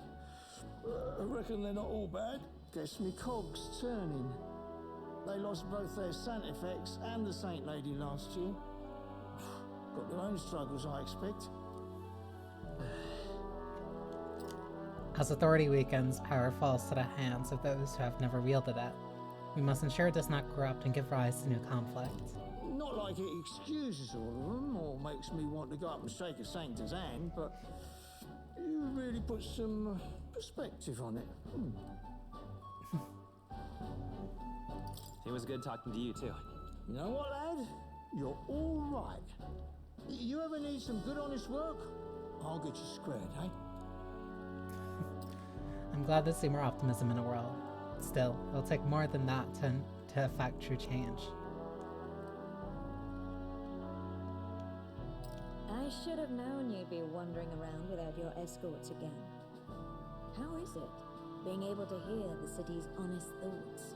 If you told them you're the king, it'd knock them sideways. Sorry you ended up coming all this way. Maria's actually out on an errand right now. That's too bad. I see. That's too bad. Are you that disappointed? She's a lucky one for such company. Either way, let's keep your head down. You know what happens when you're too obvious about this. Sooner or later, the Lady Captain of the Royal Guard. Oh, there you are. I knew we'd find you here, for crying out loud. Phew. So you were here. Speak of the devil. She looked us so return your good in the majesty. white, too. And I thought I had informed you that Juno would be back from her expedition today. I suppose I have no choice. What is it? You have unfinished business. 'Tis settled. I shall come with you on every excursion. Not dressed like that, you won't. You know how we like snooping around, inconspicuously. Point taken. He'll be fine. His Majesty is not about to fall prey to some alleyway scoundrel, surely. Right, Your Majesty. If you see Maria about, do slow down for a chat. She'll be shattered if she finds out she just missed you. Fine. Now, Your Majesty, once your business here is finished, please make sure you return to the palace with all swiftness.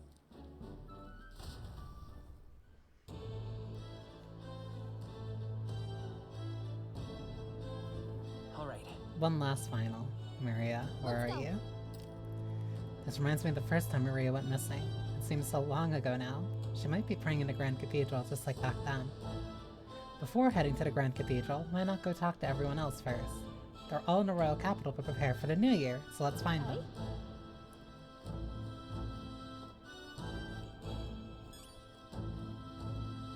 So yeah, this is your last chance of going through and just talking with everyone and seeing how things have changed in a year. When you finish your business outside the palace, please promise you return to your duties, Your Majesty. If you take this as my pressuring you not to venture out, that's not it at all. Only that as Captain of the Royal Guard, I must know your whereabouts at all times. Wow, the formality. Sounding awful formal there, Hulkenberg. Well, that is... Think of your station. How else would the Knights Captain address the land's king? To be overfamiliar would set a poor example. Imagine the scandalous faces of the rank-and-file guard. Of course. That said, not a day goes by I don't reflect on our travels now only years past. I owe regaining my pride as a knight to that journey. I was just a wanderer in search for the prince, and it was through you I learned that he yet lived. And in the end, it was your ascent to the throne I supported. And so, I never tire of the faces the younger guards make when I tell them of the time you acted as witness to my duel. Brings back memories. Not only of my duel with Rodant, but the journey we undertook. You're the reason I can endure the fight to the end. I'm pleased to say the knights today are nothing like what they were under Rodant's command. Soldiers take up their swords not for those in power, but for the people. And as a champion of the people myself, we will do all in our power to protect you, our king. You do not make it easy by sneaking out of the palace as you do, though I suspect the soldiers are getting used to your chaotic tendencies.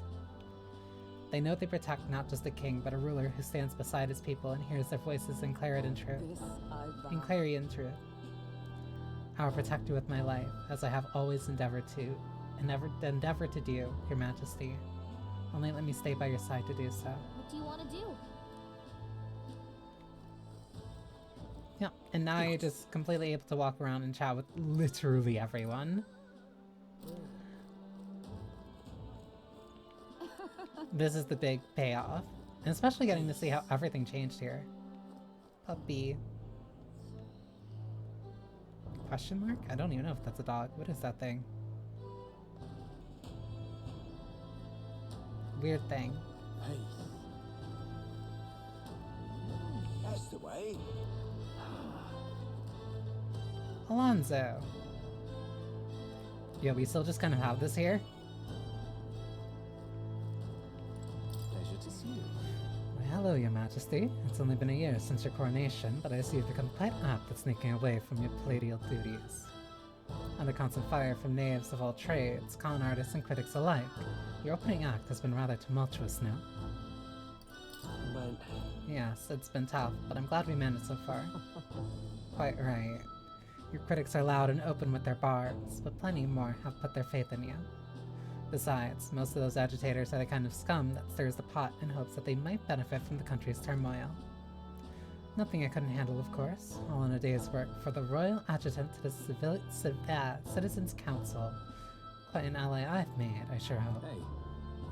Wonder if my mother would be the slightest bit proud to see who I've become. That I'm doing my damnedest to use my talents for good, as I always should have. There's no doubt in my mind. Yes. I hope so. I was such a problem child. I'd like to make this country where honest folk like my mother can be happy. Now that you mention it. That reminds me. Do you remember Dadarum, my hometown's landowner? He told me to send you his regards. Wanna see it? Let's get there as a grim reminder of who he once was. Of what once was. Yeah, something to remember your past so that you know not to make the same mistakes again. He since confessed his crimes and is awaiting trial. You're the one who awakened his conscience. It makes sense, doesn't it? You've proven your ideals to be true. That's why the country is doing so well. There's nothing more to it. I'm hardly qualified to speak of pride, but if this country has one, it's you, and I'm proud to be among its people. Perhaps, under your rule, the day will come that even we Nydia can walk about freely in our true forms. You're curious what I look like in my true form. I'd be happy to oblige, but let's save that for another time, shall we? You're the pride of this country. Even Basilio's new fit is really good too.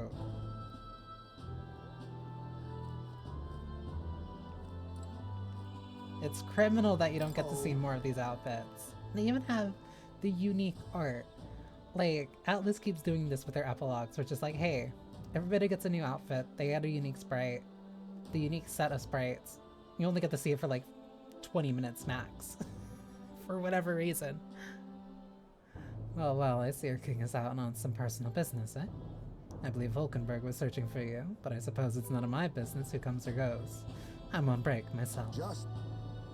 Only, try not to frustrate your royal guards over much, They all take their duties quite seriously, much like their captain. Bah, who am I kidding? A knight who smiles is surely a myth. That's become clear to me since becoming titled. What could be more bizarre? A UG outcast, once a wanted criminal with a bounty on his head, made knight commander. There was of course some opposition at first, but the more heart-to-heart talks I've had, the more accompanying and more accepting they've become, albeit gradually. They didn't look further than the outcast who became their king. True. You face no shortage of persecution, and look at you now. Grand titles imposed across the nation are no different, spread across all the tribes. I've realized over the past year just how much a nation is defined by its people. No matter how great a king, he alone does not a country make. However, yet he stands for those very people, as symbol and representative. That the king and those around him are of mixed tribes, that has already caused a great shift in sentiment, even for those in rural villages. You speak of your hometown. Yes. Yes, indeed. They had shut themselves away, and now they're actively engaged with other villages. Your coronation inspired that village to greater heights. It proved that barriers can be broken, and even they could take the first step. New winds are blowing in every corner of this country. I'll have to make another trip back home with my son to see the changes for myself soon enough. And someday, I hope distant generations will grow up only knowing the conflict born of tribal differences from history books. We shall. We have a ways to go before that day comes, but until then, let us forge the path towards it, Your Majesty. Yo. Out inspecting again. Seems a right pain to me, but I appreciate you going to all the effort. Making your rounds. Hey. Yeah. Captain of the Tradian Brigade reporting in, and I'm pleased to report that there's nothing to report, Your Majesty, so I'm taking a break. Bit of a mouthful, innit? Still not used to calling myself a captain, besides. We've even taken in some survivors from Luis' troops, you know? But don't you worry. I got two eyes on them even when I ain't looking. The way I see it, they weren't the ones trying to make the world worse. I just gotta show them how power is supposed to be used, yeah? We owe it to you that there's less discrimination in the city these days. Fewer and fewer turn into a life of crime to make ends meet. If Dale could see Grand Trot today, his eyes would bug out. And not just Dale, a lot of the guys who didn't make it. That's... I take it you mean Vinka. Yeah. You remember him? Those damn experiments trapped him in a vengeance he couldn't see past. But I feel like even he might smile seeing what I'm up to now. We built this piece with a lot of blood and tears.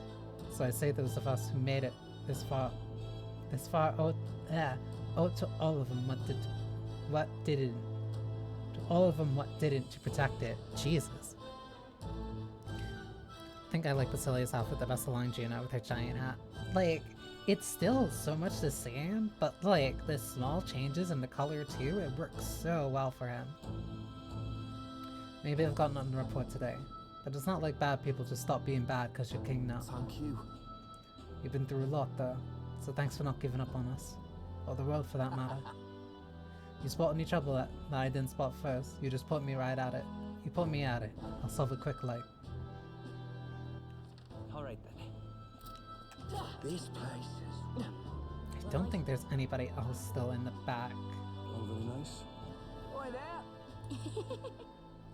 Yeah, so back to the main road. Also, not only is the music lighter, there's also not any dead bodies in these streets. The music is also nicer. The color is, like, actually more vibrant. Thanks. You actually get to feel the change.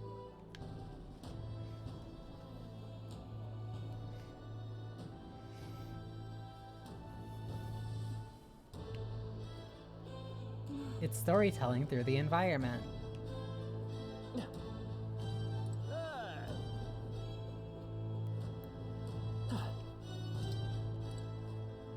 Lena! I did win indeed. Dang, I suppose I shouldn't be speaking to you so casually, huh? And then again, we were rivals, weren't we? And Caden's workshop is the official workshop of the Palace Engineers now. Not that it's here nor there. Besides, I'm glad you got the crown. Still, lots of humans out there you'll have to deal with. And you'll need a gauntlet runner to get to him. Caden Workshop thanks you for your patronage. I like her. And the nurse is right here. I see that hair. I see that hair. I see the hair. Waiting very patiently.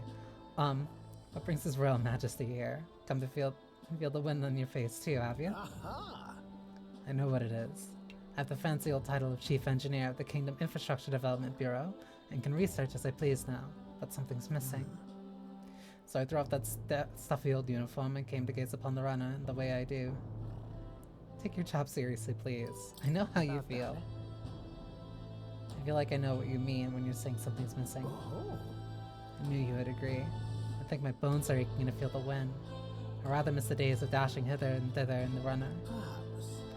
Not that I'm ungrateful for the gracious title you've given to a man who used to skulk about, modifying gauntlet runners. You haven't seen anything yet. Why, one day I'll invent a teleportation device that will deliver fresh fish straight from Oceania to your palatial plates. It would change the world, wouldn't you say? I'm just a bit, stuck. At the beginning. On the development. Indeed. And at a time like this, I need stimulation of the mind. You have anything that might do the trick? You smell another Relicon? Don't pretend you didn't enjoy it. Every time you pop back in with one, I remember how I could hardly contain my excitement. I do so miss traveling like that. Even if the relics themselves were better off left untouched, they become the guiding principles of my research, you know? Convenience is important, but one must confer safety and effect. Safety and the effects it might have on the world. An engineer who dumps a burden on future generations is no engineer at all. However... Still, it's no small feat to design with a perfect balance of safe and revolutionary. Even I struggle with it. And I'm a bally genius. I knew it. What I need is stimulation. Your Majesty. You know, like the soul-shaking speed and quiver of drive engine. You let me know if you ever want to go out for a spin, won't you? Our dear old girl's sparkling clean, and I'm always ready for takeoff.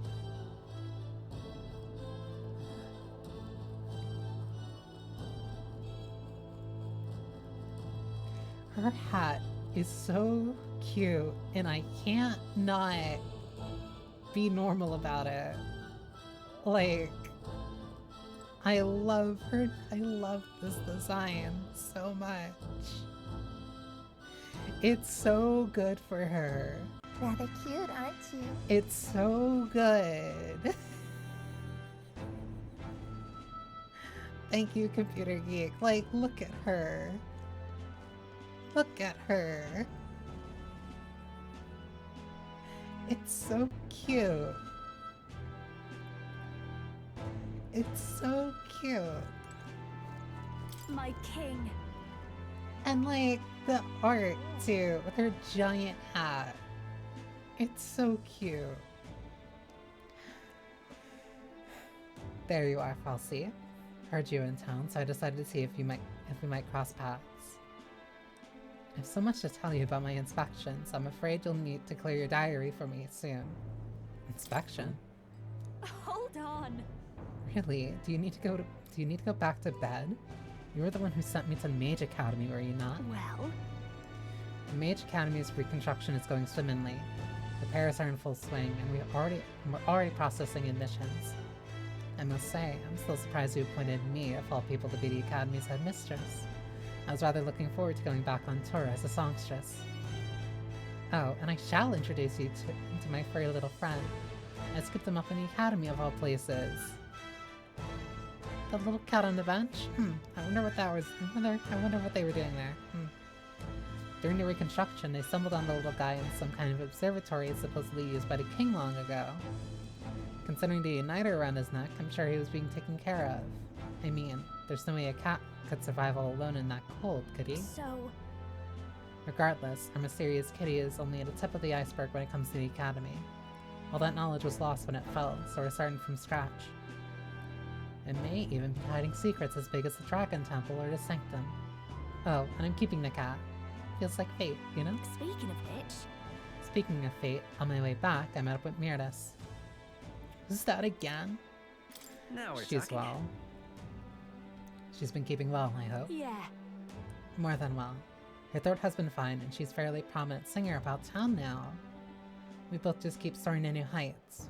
Her in music, and me coming face to face with magic again. Hey!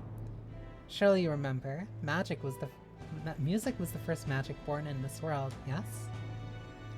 When the heart expresses itself through music, it moves the hearts of others. And when they make hearts swell, why, there's no end to magic.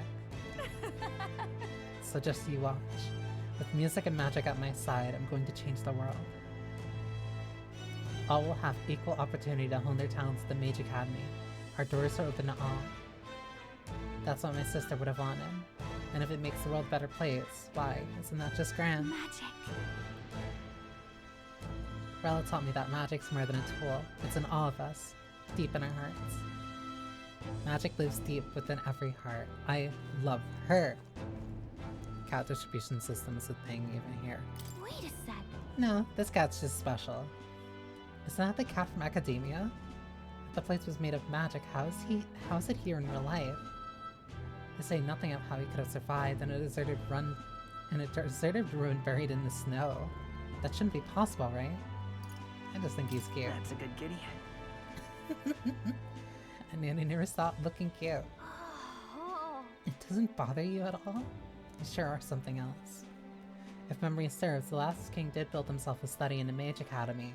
Do you think Academia was styled after that, maybe? I wonder what His Majesty, what more felt when he put this little guy in Academia. Yeah.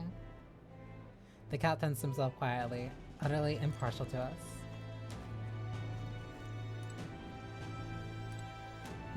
Baby.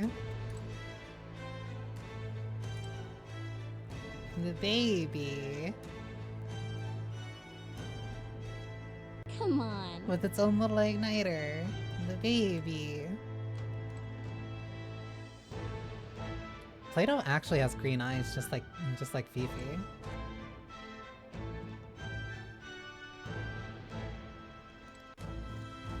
The baby. All right then. There's two people on this street. Love this. Hey, There's also a bunch of NPCs that are just around that you can all hang out with too. What's the word, Your Majesty? Just one question, if I may. When are you gonna lower the booze prices in this country? I'm only calling ya. I haven't felt much like drinking till I black out so often anymore. After I entered the tournament, I really went through some stuff. I was acting a fool on the world stage, and to you too. Yeah. I'm grateful you here. Can't speak for the rest of the country, but you've done right by us Parapus. We've got it better than we ever did. Some chuckleheads out there still try to take their aggression out on us, but they're just venting probably. I'm sure you'll do something soon enough. Love you, Loveless. Brigida. The king himself out browsing the shops. Perhaps I need to draft up a royal certificate of appointment. Tell the world we supply goods to the royal family. Anything you'd recommend? One igniter in particular, in fact. Though I'm afraid we're all sold out at the moment. The igniter I made at the children's request. The one that lights up with rainbow colors. It's selling startlingly well. The store was packed with families and children. I now hold a position where I control the distribution of all manner of goods throughout the kingdom as the head of the Igniter Consortium. I can't help but think that if I had been in this position sooner than the church's violence, the tragedy of that village could have been prevented. Brigitte. What matters is how we move forward though, right? Yes. I can dwell on that past all I wish, but I won't change it. The future, on the other hand. I took up this post after I was nominated by my colleagues. In other words, I suppose that means people have expectations of me. And that I, too, am a spoke in the wheel of change.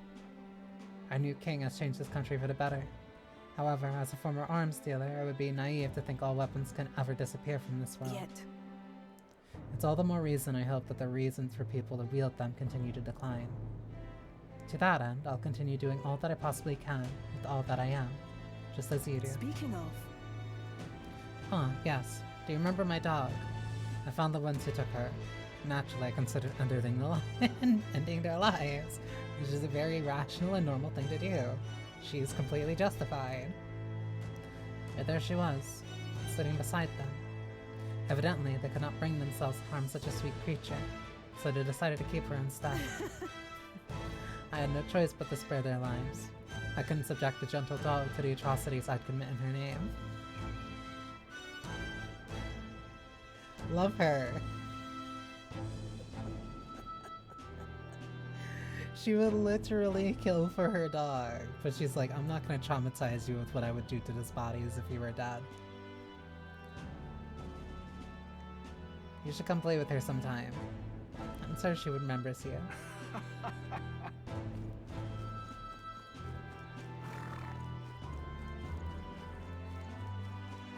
Even you're here.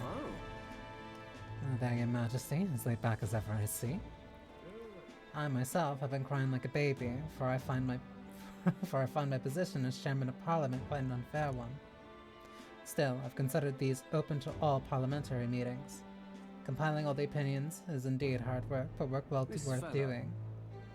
It won't be easy for those who are at the church beck and call it to change, but I think we've been starting to see what they turned a blind eye to, at least a bit, no? A person who speaks the real truth to the public without yielding to authority. That's what my father and I wished for. A true and proper town crier. Just casually talking to the king about murder.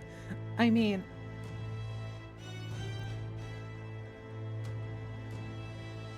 Brigida is the loud one, pardon. She's a loud one. Only if she gets caught. This country is just like Elfin Light. No, those kids deserve that. This country's turned over a new leaf, but there are still many problems to work out. It seems the rural regions are still suffering from human havoc. All I'm saying is we're a long way from utopia, but still, the first step is as important as the last, and we're taking big ones.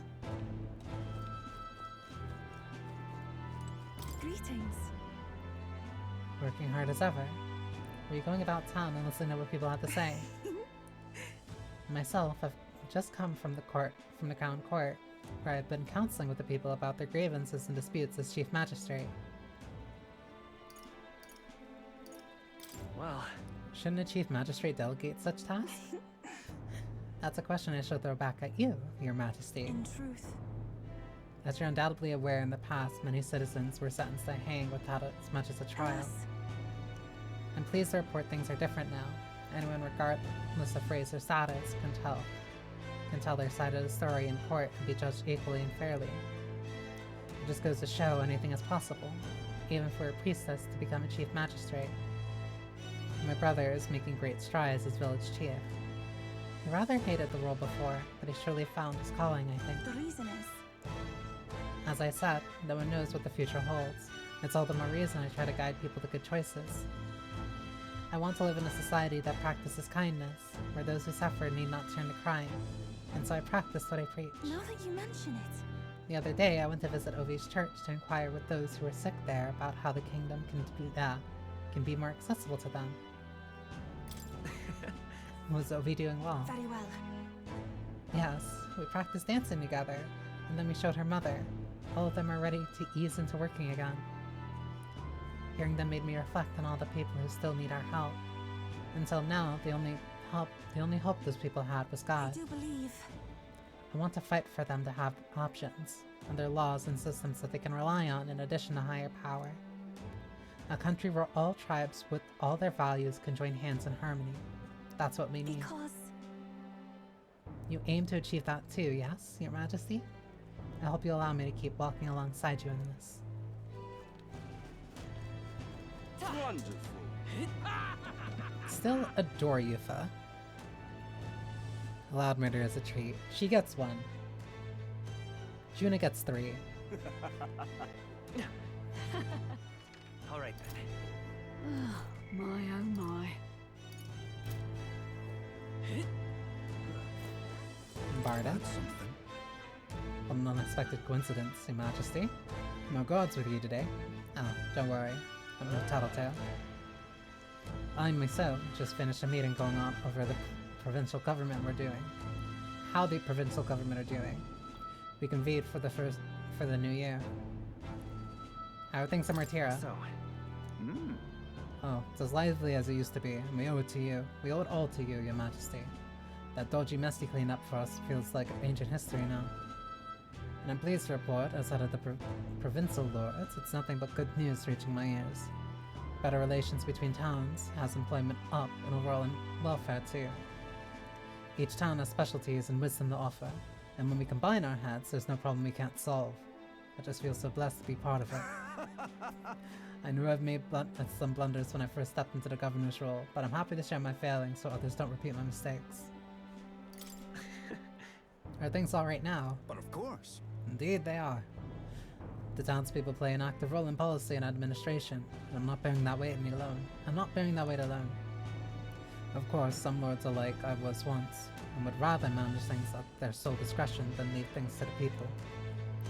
And yes, taking every matter to public opinion can be laborious, well, with all the proceedings and disputes. Still, changing our own lives with our own hands makes the process worth the trouble. Oh yeah. And choosing a king of our own will was all the inspiration we needed for change. Choosing a king of our own will was an inspiration. Lovely. Very good indeed. I don't want to talk to you. But I'm too curious. Your Majesty. It's already been a year since you've ascended to the throne, and 1 year since I lost my bid for it. Thinking back, I have no regrets. I would not have been able to defeat Luis in the end as you did. That's very candid for you. I don't know what I expect, really, but I believe in your power, Your Majesty. And I'll not acquiesce on all fronts, you know. You needn't look further than your 6 partisans, your merry little band. I can appreciate your faith in your inner circle, but to award them all your key post, why, one must suspect you of collusion. They were literally with me! The country requires views from all walks of life. Or, put another way, why not appoint me Prime Minister? With my guidance, Necronia would become a land of true beauty. Just when you think he's about to make a decent point, he plays his own ankle. Don't let your guard down around this guy. Government requires all points of view, Your Majesty.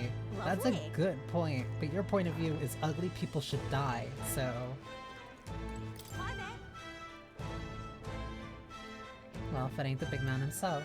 Good timing, mate. I just got back in town myself. Long time no see. Oh, right. Ain't it been? I've been out traveling since I took the reins on the Seeker's recon team. Hard to believe it's been half a year. And crazy doesn't begin to describe what's beyond the sea. The sights, the magic. Everything's so fantastic. I'm already itching to get back over there. Well, I'm not exactly keen on dodging the bloody cannonballs when my ship gets too close. Lots of tension out there. But what country isn't a little tense? Everything from the customs to the way they think is so different, my head spins. Makes all the tribal bickering seem right dull if I speak my mind. If I can speak my mind. But this country's changing for the better. I'm glad you turned over the throne to you. I'm glad I turned over the throne to you. Turned it over? Hold on. You turned it over to me, did you? Yeah. I knew you'd do right by the Parapus, so I bowed out early to give you a fighting chance. Just kidding. All my cohorts have found jobs and some of them even picked up new skills for being out at sea so long. See you soon, I hope. But don't worry your kingly head. I'll have it all whipped up and report for you. Do something proper kingish with it, will ya? The world's a crazy place. And the last person, my best man. Hey. Talking about the city again, are we? Which is to say, Hulkenberg is on the hunt. The classic game of cat and mouse. Though who is which, I dare not say. The world is a very crazy place, but that's what makes it interesting. It's been a year since you ascended the throne, but it's like you've hardly changed. Should I be more pretentious? I mean... Forgive me. I'll try to act more pretentious. I'll try to act more like a pretentious git from now on. No. That's rich. All that royal blood in you is positively wasted, my friend. What are we to do with you? Not that I can talk. I actually came out for a bit of a breather myself. Even so. You know, I see now that those at the top have their struggles a little too clearly. Even those at the top have their struggles a little too clearly. A general's duties feel overwhelming at times. But there are lives hanging in the balance. I recognize the weight of every decision I make, and I do find satisfaction in protecting those lives. Hey. Remember our first meeting back at the recruitment center? I, a fallen noble with nothing to my name, and you, a struggling elder traveler. Back then, my only goal was getting ahead. My people were a little more than an afterthought. If I hadn't met you, I'd have never realized the truth about my fortune, my father's intentions, and I certainly couldn't have saved the Hallians. Thank you. I was seeing the joy in their faces to you. I think I've said it before, but again, thank you. That's... You need to give yourself some credit, Stroll. No. I would still owe any credit I could take to you for showing me the way. They live stable, peaceful lives thanks to you. Hey. You have the whole country on your shoulders now. The road ahead will be full of challenges we can't possibly foresee. But show me the way, and I'll blaze the trail, now and always. It's my role as a warrior to be the vanguard. That's why. Our titles may have changed, but I don't think that our friendship is... But I'd like to think our friendship is as steadfast as ever. Don't hesitate to rely on me, now and always. Rely on me, now and always. Stroll's a good man. Wonderful. So? Think we've heard all we can from people. Should we head to where Maria is? Let's go see her. That reminds me. You get a send-off with literally every single person twice. Being here sure brings back memories. Remember how we came here looking for Maria before determined for the throne? She was crying back then, though. Yeah, she was. That's right. Yeah, I remember. This country's turned around since then, no doubt about it. I'm sure there'll always be a difference of opinions, but your ideals are really coming to fruition now. I can feel it. I wouldn't say necessarily rely on me, especially when it comes to potions, but I could at least do what I can. Not nearly as reliable as Stroll is, though.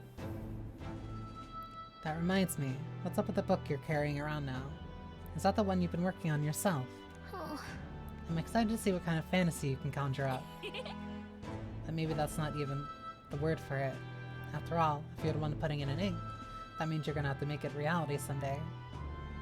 Now then, Your Majesty, shall we get going?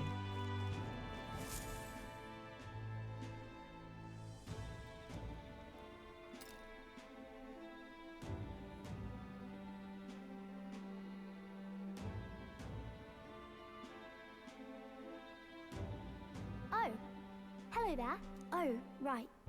I suppose now I should call you Your Majesty. You know, I was just telling Papa, even through all that mess, everyone's really been working hard. Am I keeping my promise properly from back then? Yes, you beat the villain, and now the city's full of smiles. And I'm sure Papa's smiling down on you too. That's good. Hearing that from you really lifts my heart. It's a joy to see kids like her smile. The future changes slowly, and the burden of its momentum will fall on their shoulders one day. Don't worry. I'll try to do my part with what I've got. I want to help everyone understand that the world could be a better place if we can join hands with one another. Miss Fabian's fed so many hungry people since things changed. Some of those people even said they found their place there. I think I did too. If we can all change together for the better like that, we'll be closer to Your Majesty's and Papa's dream. A place where I ought to be. The side of myself I ought to show. The path is never clear. And I want to help with something too. I want everyone across the land to be able to smile. Yeah, I'm counting on you. Let's do this together. Yeah. Thank you, Your Majesty. Oh, thank you, Your Majesty. We should be the ones thanking her. Feels like I can see the entire country's future in her smile. Everyone! Long time no see.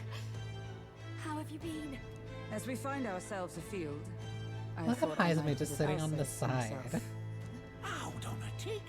Those people there. Surely not. Naturally, we're drawing attention.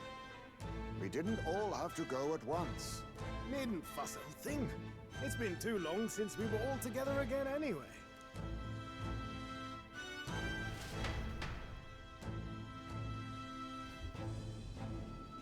Lady Tuna, did she really come all this way in a runner? Could have asked His Majesty to pop over and bring you back with a teleport or two. The unmitigated nerve. Oh, it's fine. I wanted to take in our country as it is. It's definitely a little rougher outside the capital's walls. There's still traces of melancholia around, and the odd human roaming about. We're sending soldiers out for every incident we can. But it's not easy to hear the voice of the people from more distant regions. I guess it's obvious. But just because you're king now doesn't make you suddenly all-seeing. A lesson I learned last year. In the end, I was blind to a great deal of this world. Never would have learned if I hadn't pushed out the door and seen it with my own eyes. He's right. The capital can be a bit of a bubble. There will always be more to do and learn beyond its walls.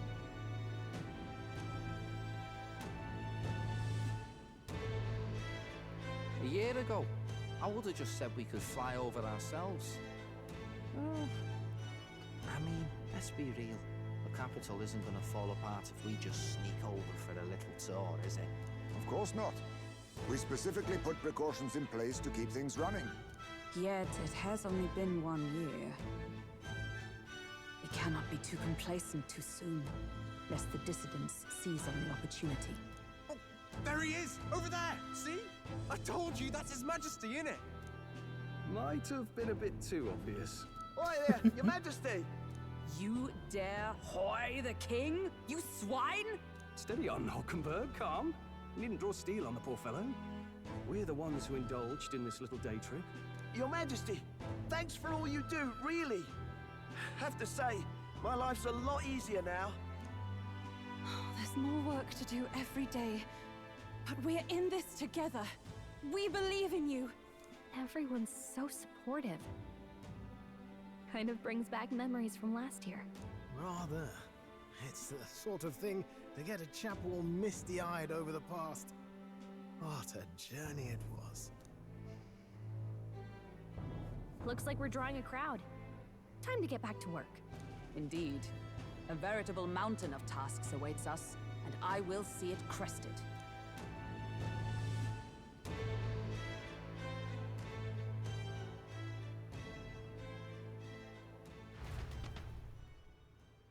And not long after, the new year dawned. Some days later, and it keeps going. Like...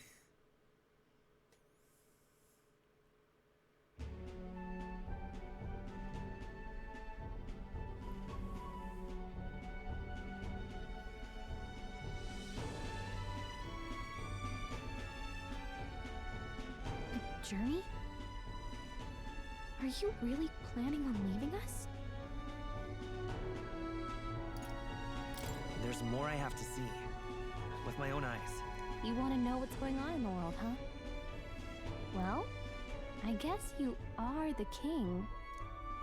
Sounds like fun, but a daily jaunt down to the slums is one thing, and a proper journey is quite another. You're a king now, lad. You've got the people's expectations on your shoulders. It's all right to just sit on your throne and mind the home front, you know?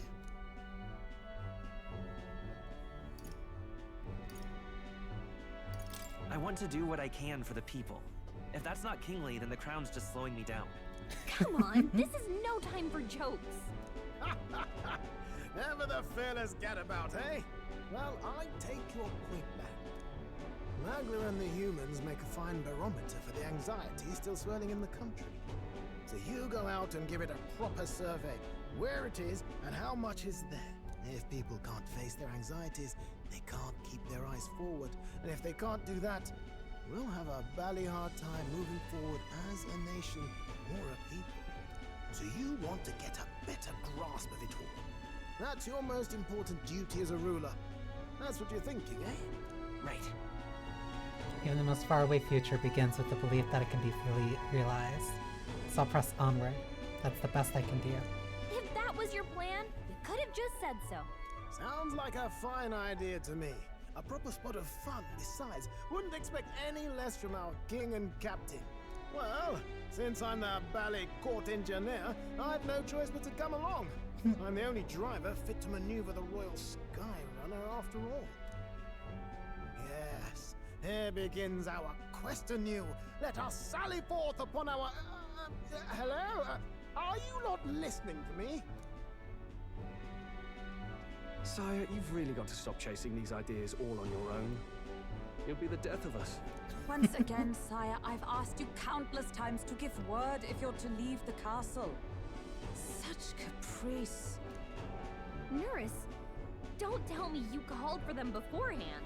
Saved us a bit of time, eh? Though, hello, what's this? I count only 2 of the 6 partisans. Short a few spears. For my part, I believe 'tis unrealistic for all of us to depart the capital together. Oh, so you have no plans to stop our little adventure, eh?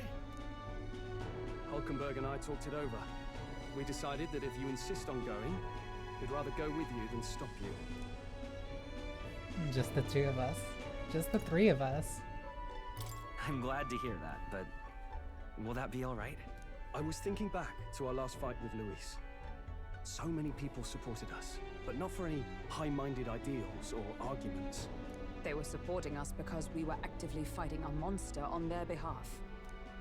In the end, people make choices based on their personal experience and emotion. Even if decided justly and supported by prosperity, people may struggle to trust a king whose face they do not know. An invisible ruler is no cure for their fears. Right. I'm not opposed to the idea of getting out into the world again.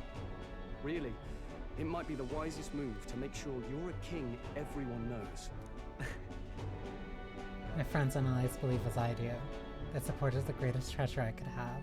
Still, this early into the new year? 'Tis never a dull moment in your Majesty's employ. Bit of a smaller party than we last set out with, huh?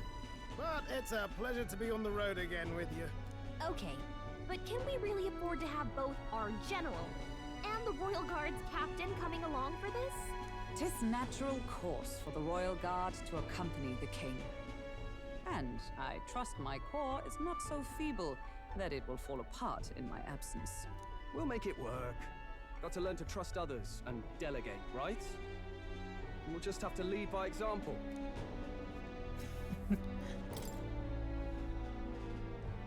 Thank you. All of you.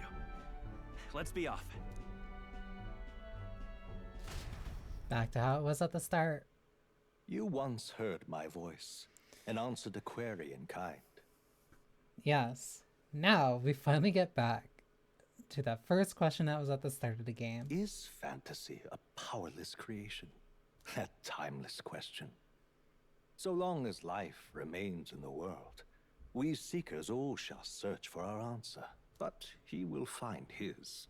Of that I am certain. And it is thanks to you for believing in and guiding him. That was the true purpose of my royal magic, you know. To seek and obtain guidance from denizens of a land beyond ours. A land that has not yet lost hope. Trust me, it's a much better answer than the one that Aegis was searching for. And it was you who answered the call.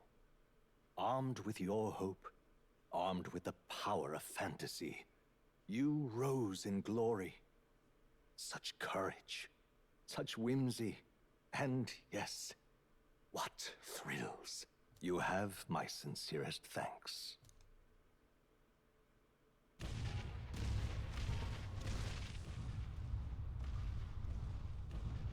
Feels familiar. It's been far too long. Aye, the wind feels an echo of days past. Unusually poetic for you.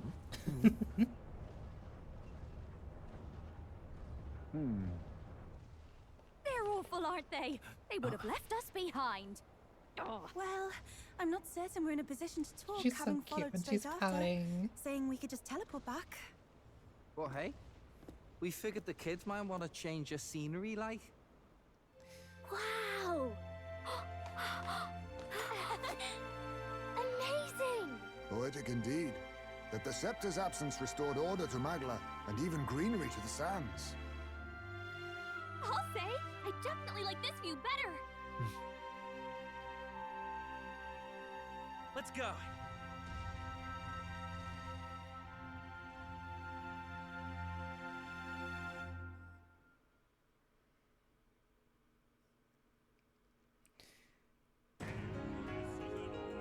That is metaphor Refantazio.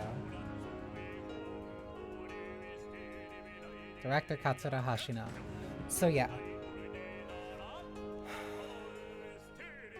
Shigenori Sojima, thank you again. So yeah, I think still composer Shoki Meguro.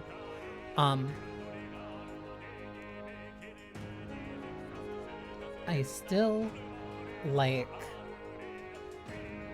genuinely, I want to say 95-96% of this game. And like the 3%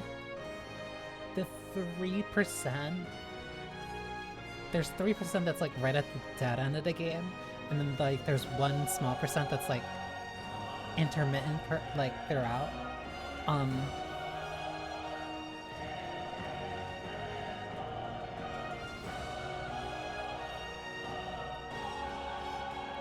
I think it's so weird to say that like my biggest issues with the game come like right at the end. And it's purely mechanical, and it's not even anything tied to like story. It is purely just the actual gameplay and the mechanics like right at the end. And it's so weird that it happens there. Because, like, everything else, I'd still say that this is like a 9 out of 10. Like, this is an incredible game. I'm still glad that I played it again. But, like, that last... The last, I want to say, 4 to 5 hours of the last 8 hours are, like...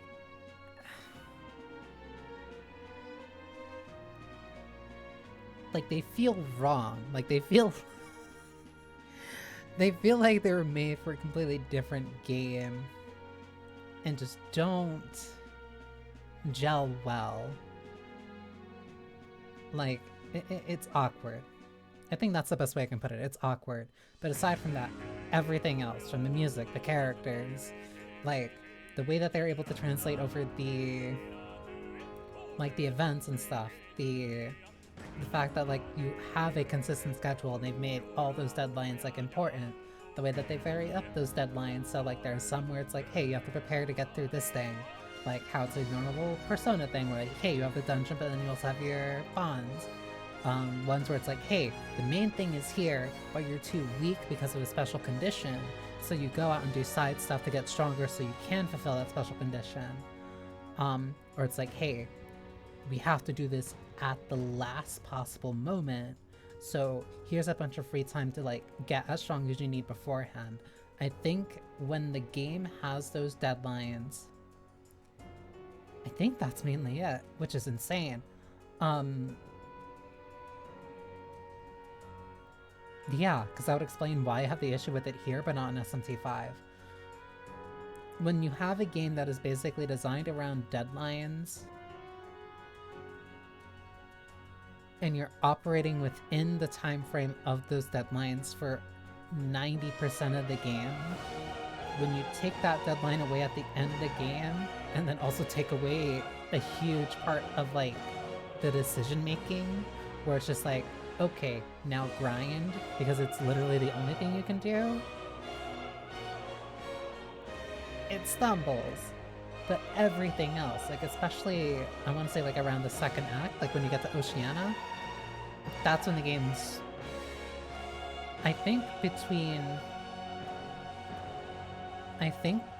the second act and the start of the third act, where you get your last party member, I think that's the strongest portion of the game.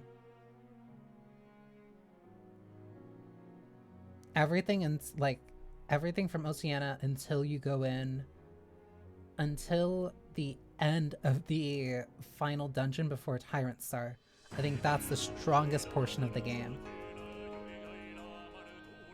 The intro's a little bit slow. That's how Atlas games unfortunately just are. Don't worry, the game gets better 20 hours in. They keep doing it. They keep doing it, but the game gets better 20 hours in. And then it dips, like, right at the end, more than any of the other Atlas games. It's weird.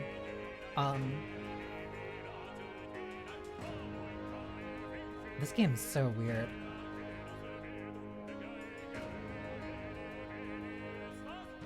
It's so weird. It is a 9 out of 10, but that 1%, but that 1 point off is what stops me from, like, thinking about replaying it nearly as much as when I think about replaying P4. Or even SMT5. I went through and I think I got all the endings of SMT5. I did a Chaos route, I did a Law route, then I went over and did a neutral route. And then I did the other one. There was another one that I can't remember. Base title, not Vengeance. But like this, something about this just, like, I don't know, something about it just, like, makes it hard for me to, like,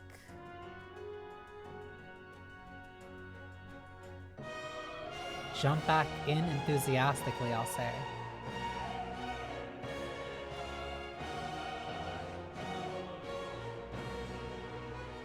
It feels weird to like be that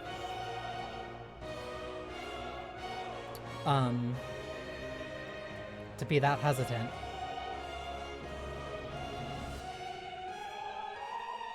Because like when this game is hitting and when it's when it's like firing on everything that it's like really trying to do, it works incredibly well.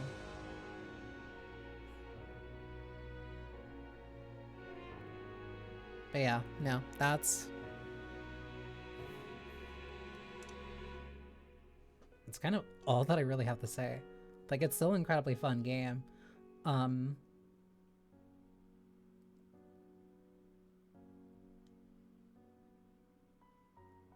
It's still very much an Atlas game.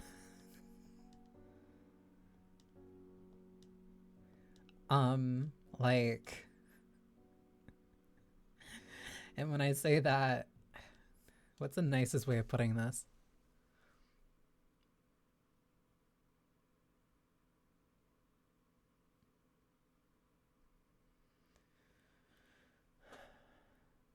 I like Atlas, and for as much as they are kind of like aiming for stuff, it's definitely affectionate. It's the same thing. It's like, I'm coming back to like the same discussion that I had when I was like partway through of Catherine, where they're clearly like, they have ideas, they have stuff that they want to punch at, they have questions that they want to ask, they have concepts and ideas that they want to introduce to their audiences.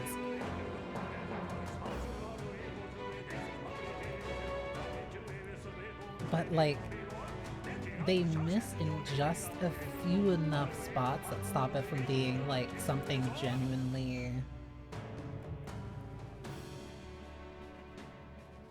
I don't want to say transgressive, transient.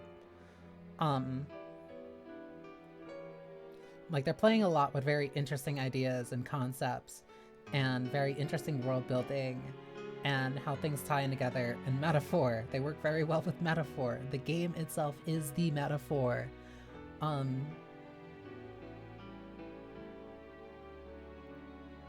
But like, Hulkenberg fangirls about Juna, but I don't think there's a single gay character in the game.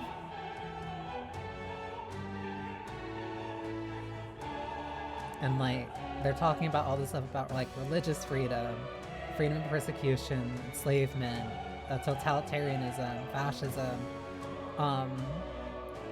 populism,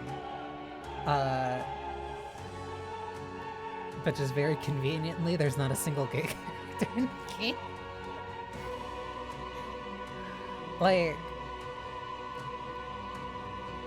they just miss, like, just enough where it's, like, disappointing, because if they didn't miss just those few times, the great Dear seeker, guest, from a world I shall never know. If they didn't miss, like, the few times that they do, they really could be something even better than what they are. But it's just like, they're just like, how do I describe it? It's like whenever it's like if you were driving on a road and like the faster route to getting to where you need to be has you taking your like next right turn, and for some reason they turn left. They turn left, then they turn right, then they keep going straight, and then they turn right again. And then they have to turn another, and then they have to go right at the second just to get to the same spot where they could have been a lot faster and a more seamlessly. Like, they stumble. And they stumble in like the really confusing and slightly disappointing parts. And like, they are consistently getting better.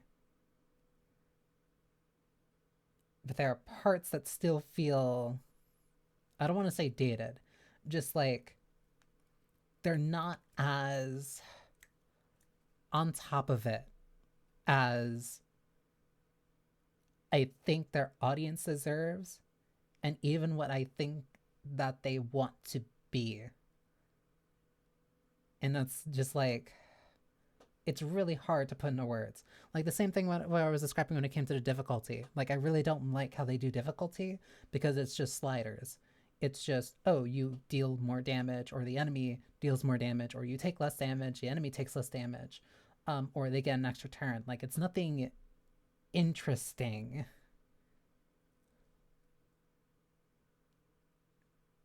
And that disappoints me because they can do things that are interesting. This game's full of interesting boss fights and interesting mechanics where it's just like, hey, if this enemy sees you using a staff, it's going to use this special attack pattern.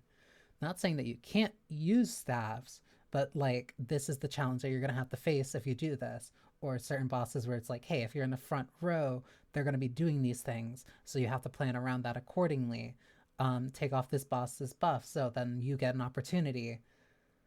And then the final boss turns into, I have 5 turns, I'm gonna spend 2 of them doing party-wide damage. No, I'm gonna spend 2 of them removing the debuffs on me, removing the buffs on you, doing party-wide damage, and then doing the setup for mechanic. And the only way that you stop this mechanic is by dealing damage to me, which you're already going to do anyway. Now you just need to deal more damage. It's like,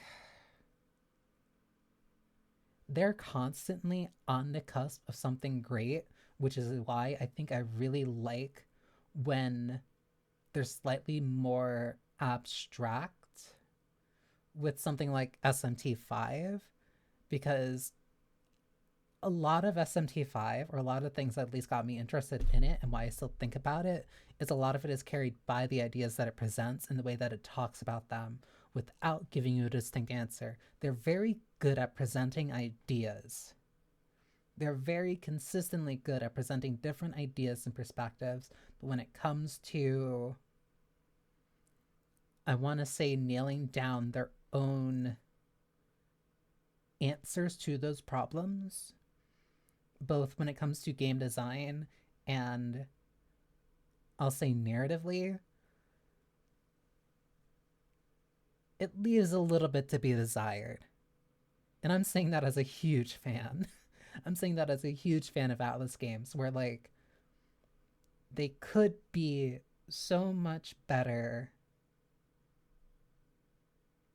if their weakest parts weren't as weak as they are.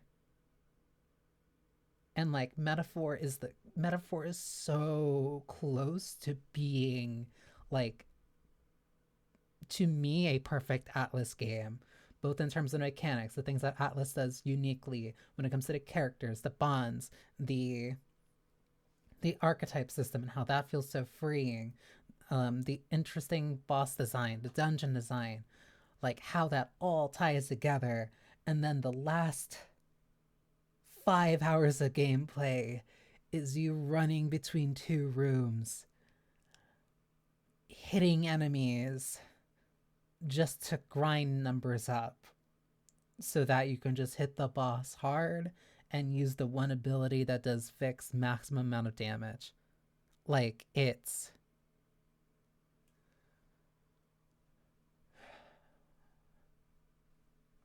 I see how high their potential can be.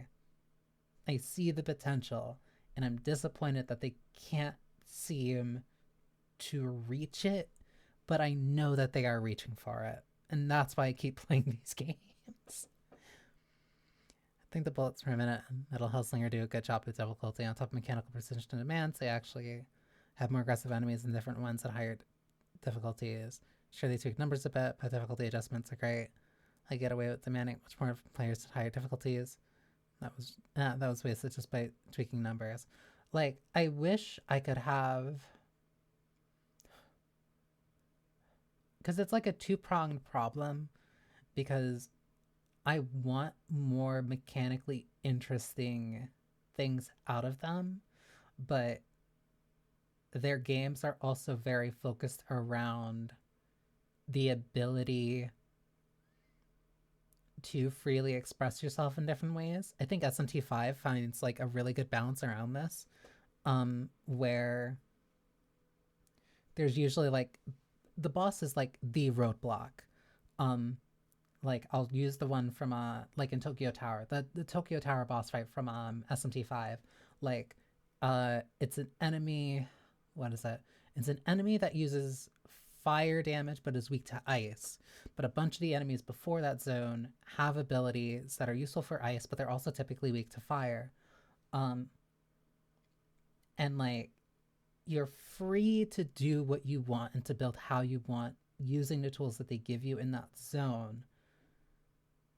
But the boss is a challenge of like, okay, using all these tools that you have access to, what is your answer to this boss with its specific tools and what it has? Like, how can you still make it through this while still playing the way that you want to play? And I don't know why SMT just feels like it does it slightly better. Well, no, SMT is like, well, 5 at least you got a lot more like freedom, because again, the archetype system, like you get most of your skills through the archetype, and you're very limited for a good portion of the game of which skills to inherit. So the ones that you do inherit feel much more valuable or meaningful. And then that falls apart at the end because everybody needs to use the royal archetypes, because why would you not use the royal archetypes? I think that tweaking bosses might not be the best way to ramp up difficulties. Yeah.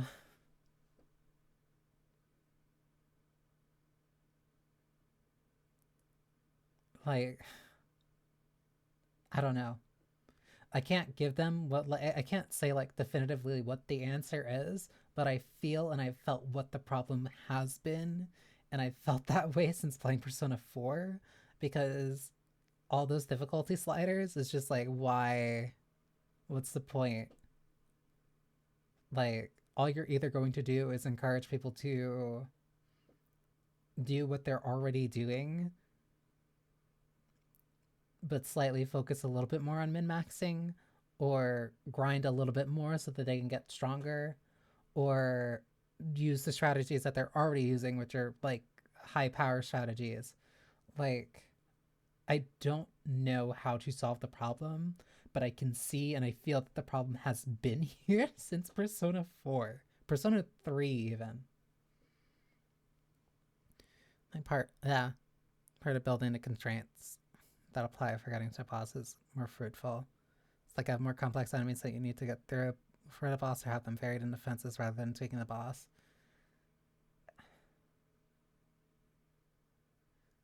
They kind of do that sometimes with some of the unique dungeons, but they also, that kind of like eases off a little bit later because you get more access to different things.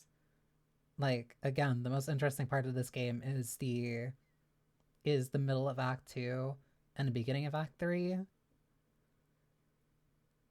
Because the beginning, all of Act 1 feels like an extended tutorial, and admittedly it kind of need it because of the archetype system, but...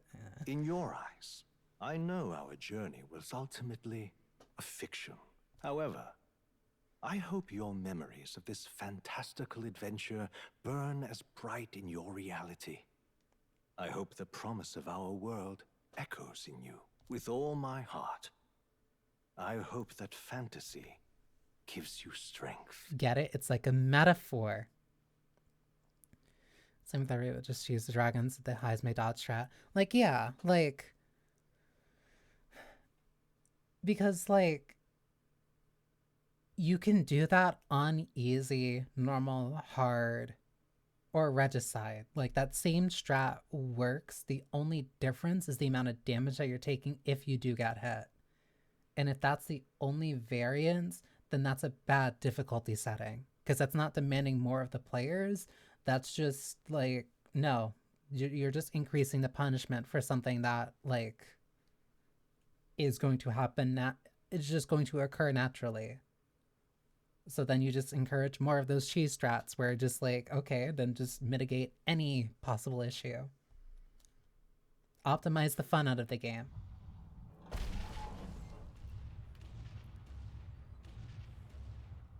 One last final.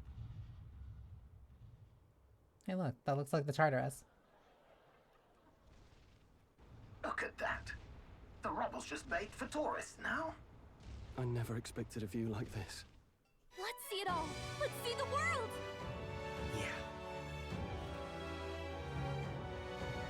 A new journey now beckons. In days of Eld, the people prospered and perished in turn. Struck by their ways, I wrote a book of my dearest ideas. A tale of fantasy. In my vision, they placed their trust, and so the kingdom breathed new life. The strength to believe in the unknown, that can change everything. Without a doubt, you will face all sorts of trials ahead. But carry onward with all your heart. Onward, fearless, into a world unknown.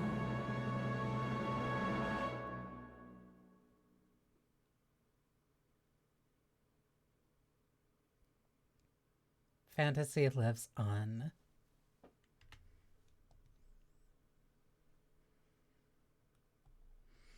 I think demanding perfect execution. It's a valid difficulty adjustment. And you are nailing why I really, really like Unbeatable. Because the difficulty requirement is execution entirely. Miss Madam before Monday's got any plans for Monday starting next year? I'm not gonna lie. I thought very briefly about playing Etrian Odyssey. I thought about Etrian Odyssey because I'm like, oh, well, I'll go for Metaphor to Etrian Odyssey. Like, that makes sense. And then I keep remembering the stuff that I keep hearing about Etrian Odyssey and how mean that game is. And I'm thinking, maybe I can hold on that for a little bit. Depending on when you last played, some new things for you. I don't really remember. I'm trying to remember even like the last FPS that I played. But like that's also a really hard game to kind of just like commentate over because that's a lot of like moving things to kind of keep track of. Also, I'm not really...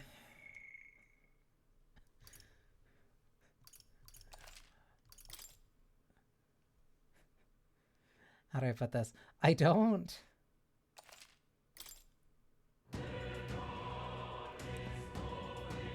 When it comes to roguelites, I'm kind of an asshole. I'll say that. Heard good things about SCF, but never thought it was mean. It is a good game. It is a good game. But that is a dungeon crawler. That is a true dungeon crawler. Hang on, let me switch over. Because, like, there are a couple things that I was, like, looking at. But that's finally Metaphor done. Because I know... Oh! Well, hang on. Because there's a couple things in my play. There's a couple full games that, like, I want to make sure that I actually get done with. I can remove that from the stream category. I'm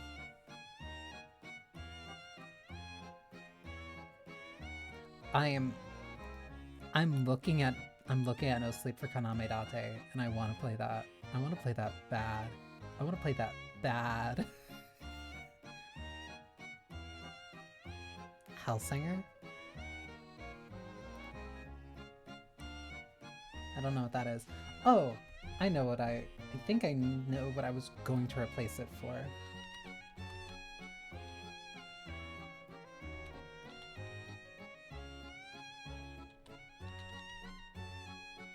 I have no idea what this says.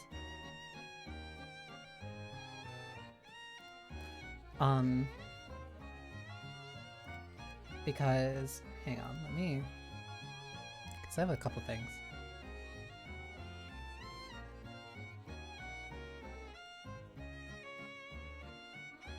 Rhythm shooter.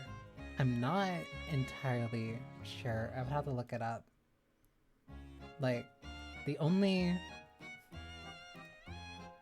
This is also more of like a thing that happens to me. Purely due to certain rhythm games. The more I can kind of stick with one... How do I put this?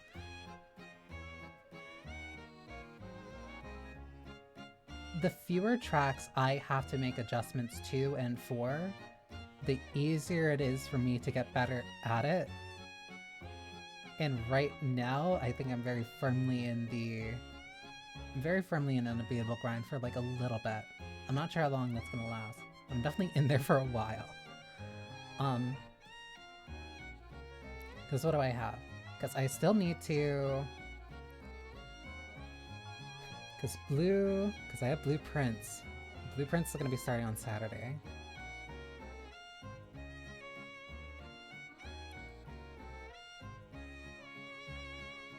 It's a different track with a different tempo. I don't think I played it. Well, I was about to say, like, I don't think I played a different shooter in a while. But no, like, I was just playing Ultra Kill like the other day. That's like a very different, like, how do I put it? I like my shooters.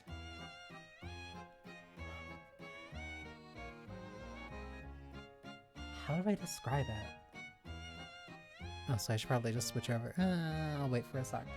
I like my shooters.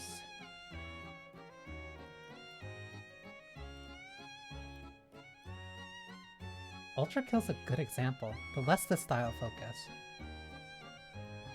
I like them very fast and frenetic. Like, I think Viscera Fest is like a good example.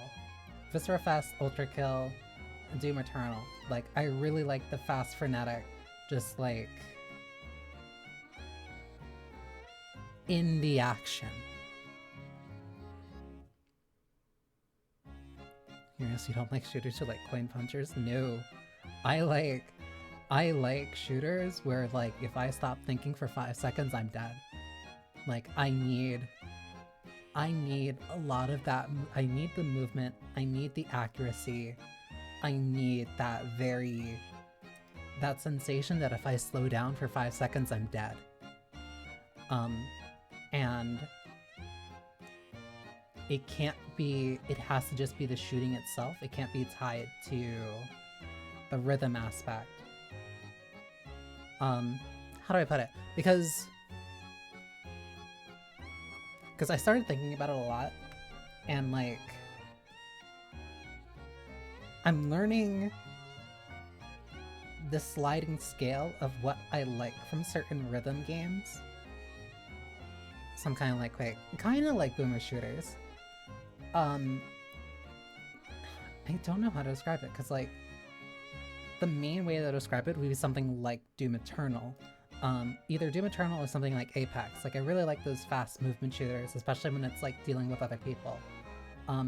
Because if it's not me dealing with other people, then the enemies need to be super aggressive. Because I need to have that sense of speed. If I do not have that sense of speed, then, like, it just becomes a shooting gallery to me.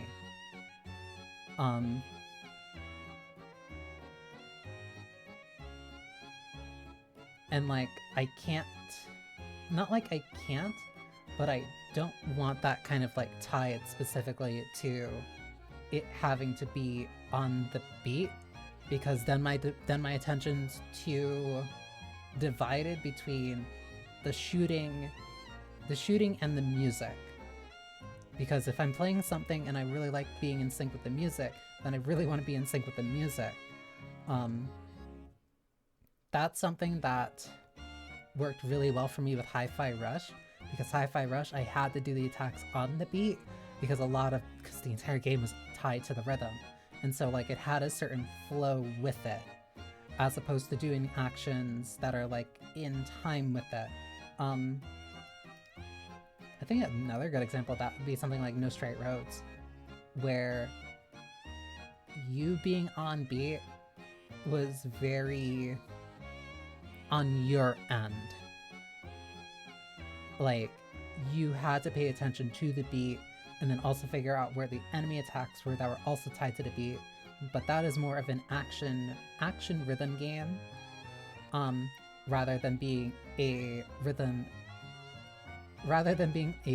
rhythm action game like Unbeatable, which is like a very...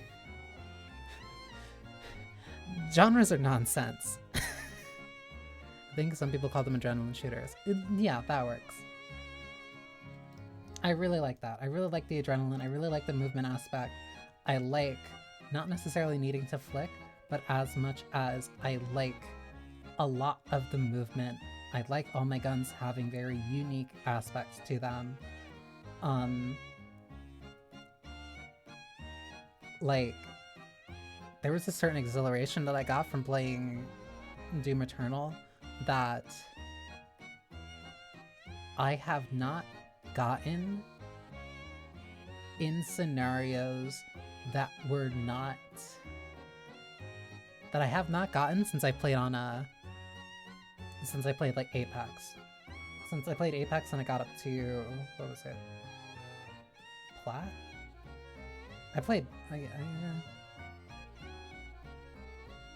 wasn't like super high rank Apex, but like that very fast thinking part, that's what I really like. DPI, do you have your mouse at? Just wondering. I don't know. I genuinely do not know. But I genuinely do not know what my DPI is. Like, I never got like that deep into it. Which makes me sound like an asshole for making those comments. But like, I'm not crazy when it comes to like flicking and stuff like that. It's just like, I like tracking. That's why my favorite weapon Apex was the R99.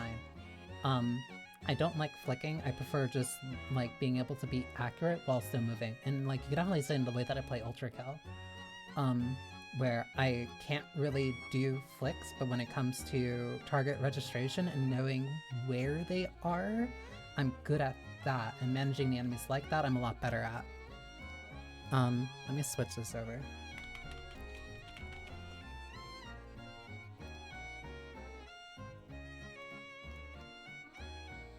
Let's get rid of the...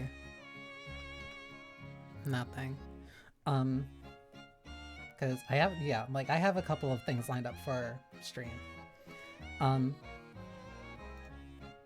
can get rid of Silent Hill F. I can also get rid of RE4. Oh, I have to plan out how I'm going to play all the mainline Resident Evil games before 9 comes out.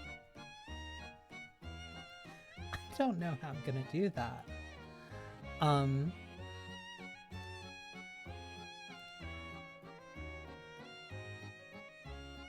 That's gonna be fun. Whatever, I'll figure it out. Because I'm currently still doing You, Me, and Her. There's another rhythm game that I want to try out eventually. Yes, it is going to be a big RE marathon for RE9. I picked up Unsighted, and I want to play that. I don't know when I'll do that, but I want to play that. I still have episode 2 of The Devil to finish. I'm probably gonna try and do that next week. Also want to play through the RE4 remake. I still need to get back and finish Tales of Vesperia. I want to do No Sleep for Konami Date because I already finished Nirvana Initiative on stream. I also have 9 Souls that I want to play through. I have to get back and finish The Great Ace Attorney. Blueprints is coming Saturday. And there's a couple of other games. I have quite a few things lined up. And like, I want them to be things that I can finish. Cause how do I put this? I prefer having games that I know that I can finish on stream as opposed to ones that are just like things that I can theoretically play quote unquote forever. Partly, how do I put this? And I know it's ironic, especially considering how much I've been playing Unbeatable and how much I keep like playing it on stream. But like,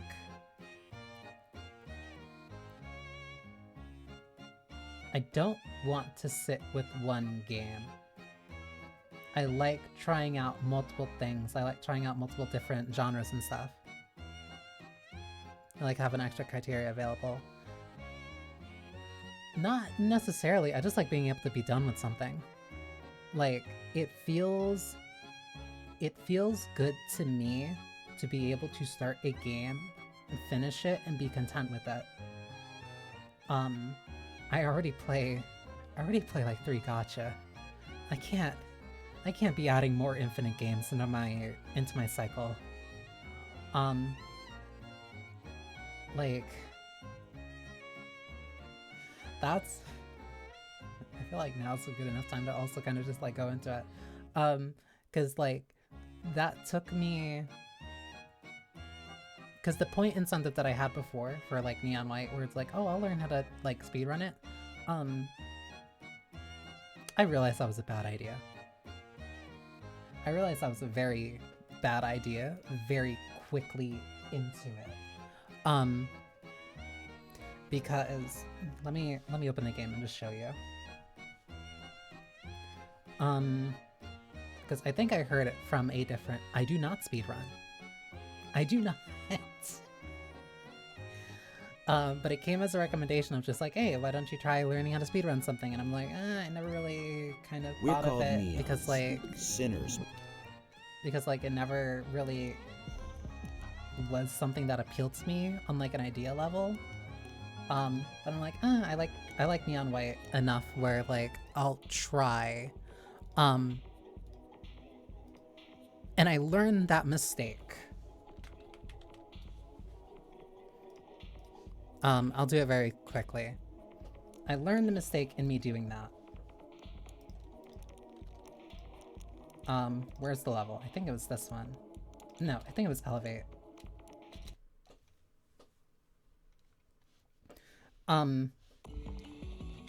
It's not Elevate. I think it's the one after this.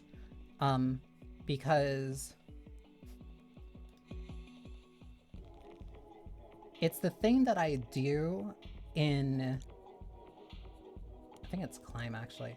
It's the thing that I do whenever we have SRC. It might be Bounce. No. I'm trying to find the one that I was. It's either Cascade or Gunner, I think. Whoops, I went to the wrong one. Cause it, speedrunning bring speedrun.com. I mean, there probably is of just like main story stuff. It's this one.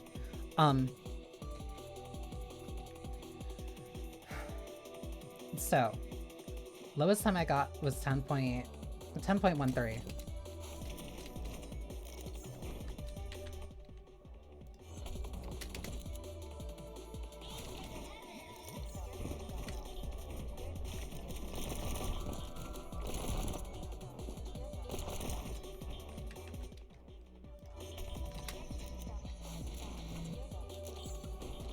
No.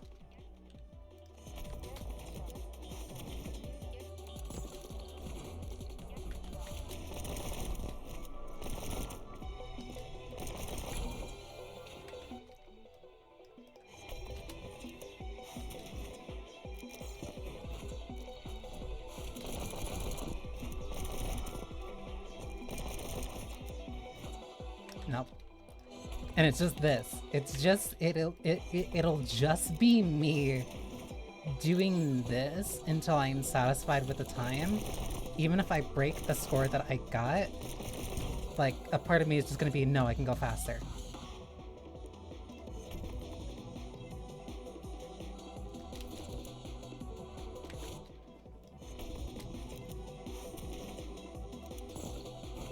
Like, I get very neurotic about this type of stuff. Like, okay, I see my ghost ahead of me, that means I'm moving too slow. So I can't do that.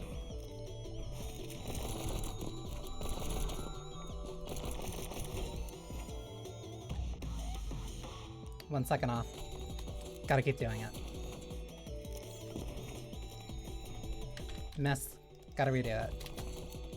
Nope. Jump. Gotta redo it. I hit that. Gotta redo it. Nope. I don't know why I keep jumping there. And like, as I'm doing this, the only thing that's gonna happen is that I get more frustrated at myself. And then I missed, so I gotta redo it. Like this, it instantly stops being fun for me. Nope, redo it. This is how speedrunning rank. Yeah, and I can't do that. I can't. I think somebody said it where like the fastest way to stop liking a game that you liked is to keep speedrunning it.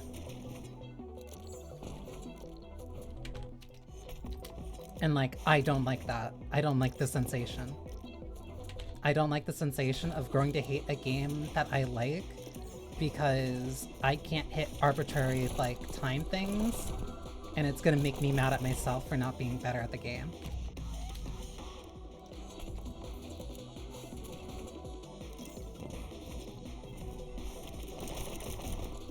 Probably take, well, I could take it for unbeatable, but at the same time, would I rather route the time for playing unbeatable, or would I rather just like get better at playing the tracks? And I'd rather just get better playing at the tracks because I want to do that. Because to me, that's the more fun part than like just playing the game faster. Because I'm still gonna have to play the music parts.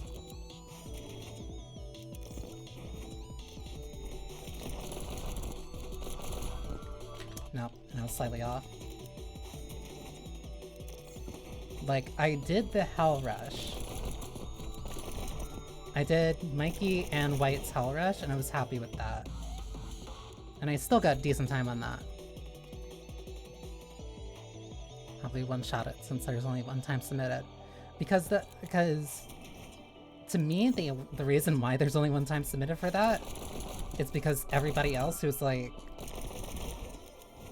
Everyone else who's crazy about the game, they're all like grinding songs.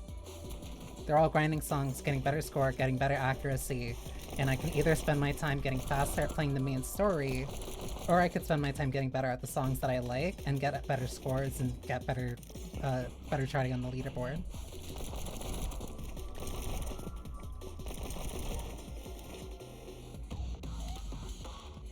Still too slow.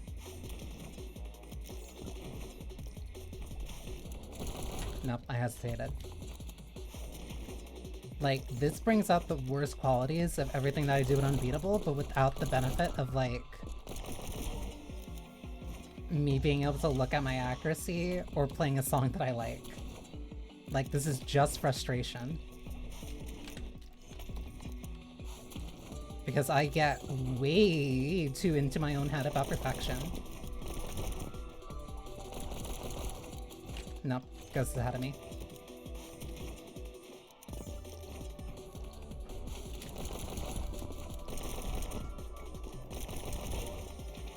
Nope, that was too far.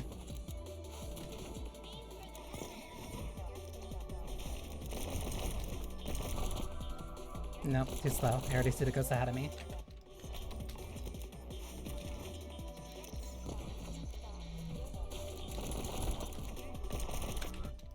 Nope, wrong.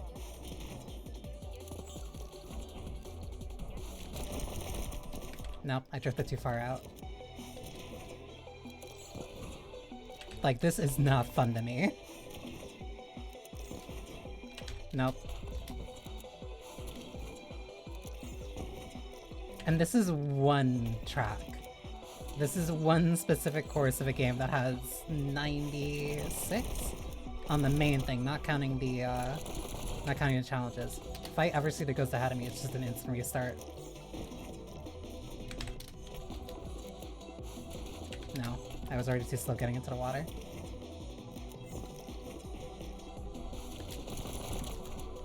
Nope.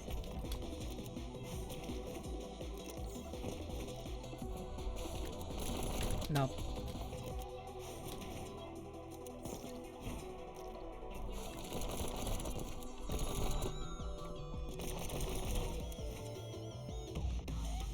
And that was still slower. If I even see the ghost for a split second, it's just instant switch. Nope.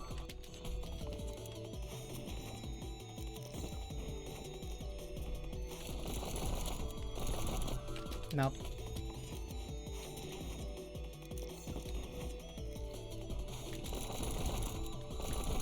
Nope. Oh, and then they already, like, tapped that. Like, I can't do that for 8 in Rebirth, 8 Killer Inside. Like, I can't do that. That would frustrate me. Not even for anything that the game is doing. Just the fact that I'm not beating my time, and that any time that I would get faster, it would just be like, oh, okay, well, I can get faster than that. And then I keep grinding, I would still keep doing the same stage over and over again, to the point where it just hurts my arm. I can't do it. I can't do it. It would frustrate me too much. So I have to think of something that's better. Something that would be, like, actually, like, better for, the arm's fine. Like, I've played shooters for a while. So, like, I can flick and do that stuff fine. But it's me staring at the same stage repeatedly, just doing it again and again and again and again and again and again, getting more and more frustrated at myself because I'm not getting faster.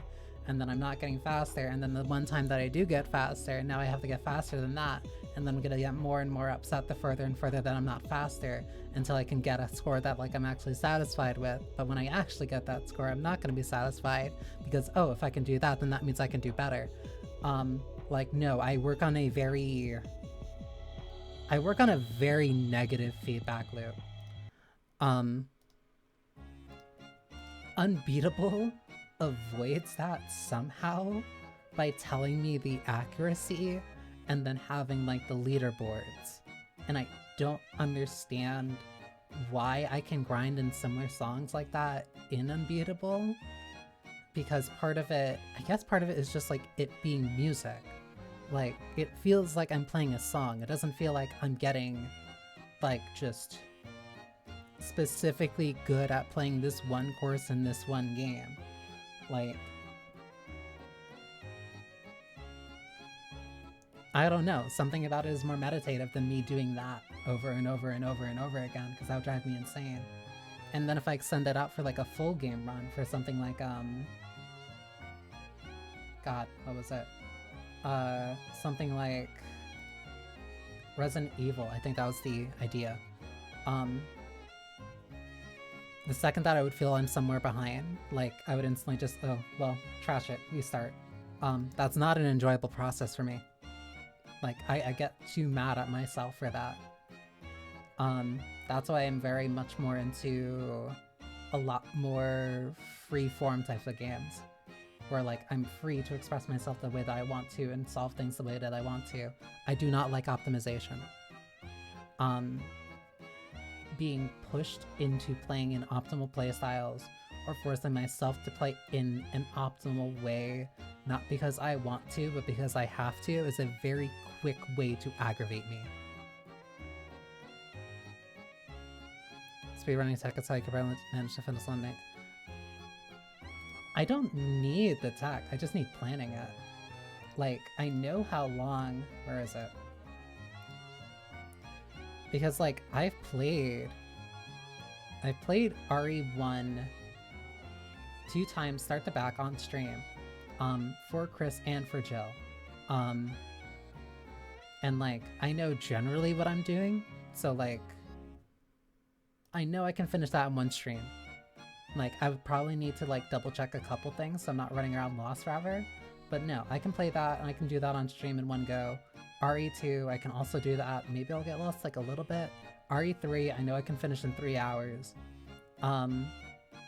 RE4, because I want to do the remake. That one's just going to take time because that's just a very linear game. 5, I'd probably need somebody. I want to play that with somebody. RE6, that's just skill execution. Like, that's just me playing the game, and I'm already really good at that game. RE7, I've already, like... RE7, I played more than enough times where I'm comfortable doing everything. Not, like, speedrun level, but no, I can finish the main game in that in, like, 5-6 hours. Less than that. Village is also incredibly short. Village, you can finish relatively quickly. I think, what was my best time on that? Because I just got... Standard, I had finished in under 4 hours. The hardcore run that I just did on stream, I think I did that in like 3.5 hours. I did a Village of Shadows run that was 4 hours, 20 minutes. The one time that I did like quote-unquote speedrun Village when it came out, when I first played it, where it's just like, okay, I want to see how fast I can do, I got like 2 hours, 30 minutes. Like, no, you can speed through that game. So like, I can play those really well. I hate that fish. I hate that guy so much. Muro is such an annoying boss fight. But like, I can play all of them incredibly well. Like the two, I'll say 2 to 3 like biggest time sinks in them are going to be RE0, because that'll be my first time through it. So I'll probably play that, and I'll probably start playing that in January, just so I can get like a good gauge for how long that's gonna be. But then I finish that. I can probably finish RE1 in 1 playthrough. RE2 make, I'll probably only do either Leon A or Claire A. I'll probably do Claire A, because I haven't done Claire A's in a while. I'll do that. RE3 I can finish in 1 afternoon. I can start RE4 make. I can probably get through that pretty... like, it's long because it's linear, but it's not difficult to me. 5 is also not that long, but that's just down to, again, the chapter structure. 6 is going to be the longest, but that is because it is the biggest game. 7 and 8, like, I can finish those literally the same day before 9 comes out. Like, I'm very used to a lot of the RE games, but the idea of speedrunning them would annoy me, because the second that one thing goes wrong, I'm like, oh, that's a time loss, restart the run. Like, speedrunning, it's very weird, because inherently it sounds like very contradictory. But something about speedrunning, even on a small scale, gets at something in me that feels a lot worse than me playing Unbeatable or playing a rhythm game. And I think the big thing for Unbeatable is the fact that accuracy matters so much. It's not... like, for Unbeatable, I can make mistakes in some songs, but I can still come out with a better score than I had if I full cleared it, as long as I am more accurate. And even if I am not as accurate as I would want to be in certain parts, I can still use that knowledge for the next time I go through that song and maintain that score, because now I'm internalizing, okay, I got past the part that tripped me up usually before, here comes this part, then comes this part, then I have this down. In essence, a lot of it still remains the same as speedrunning, but because there was so little variance, and the only variance is my own attunement to the song, and I'll say fatigue, it's a lot easier for me to gauge my own abilities, rather than, why was that enemy there this time? Now I have to restart the entire run. Why didn't this thing turn out the way that it always did before? Why didn't this thing happen the way that, like, I needed it to happen? Like, that's the thing that, like, gets me where I can't do speedrunning, but I can grind in a rhythm game. So I do feel bad. Why is that there as a demo? I do feel bad about that because, like, that was a big point incentive that I set up because I'm like, I want to give it a try. But then I tried, like, a little bit off stream. I'm like, oh, I can't do this or else I'm gonna spend the entire stream mad. And that's just not a fun experience for anyone.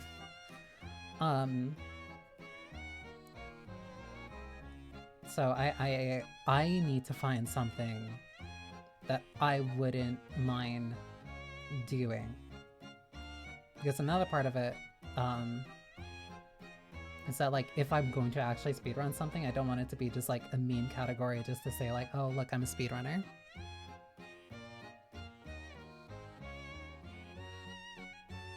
Accuracy and is recoverable. That's accuracy in a shooter way. Like, how do I...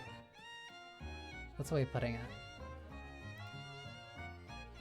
Because I think I brought it up before when I was, like, talking about Ultra Kill, where I'm a lot better at tracking. Aim and timing. I'm better when it comes to tracking, less than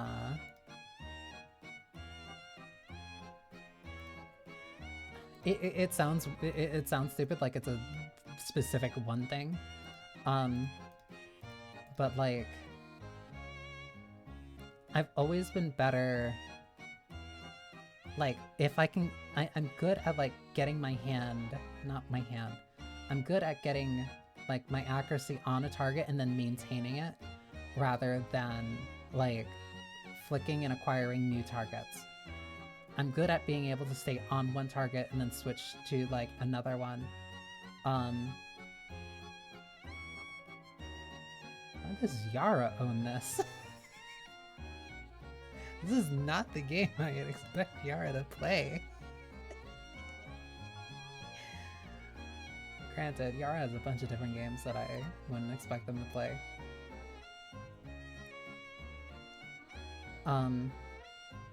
But, like, I have a bunch of things that I have to make sure that I finish. I'm really mad that I kind of fell off of Tales of Vesperia, and I want to get back to finishing it. I want to get back to finishing Tales of Vesperia. I need to finish the Great Ace Attorney Chronicles, because that is 2 games in there that I really want to finish. But those are also just, like, a lot of reading.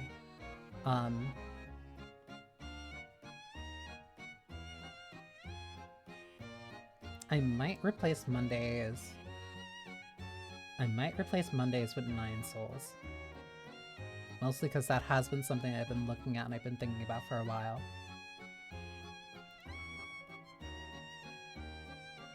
I do have a bunch of other games that I do want to make sure that I actually get through too. And a couple of old ones that I'll probably play again. I was very lucky because a friend of mine had gifted it to me.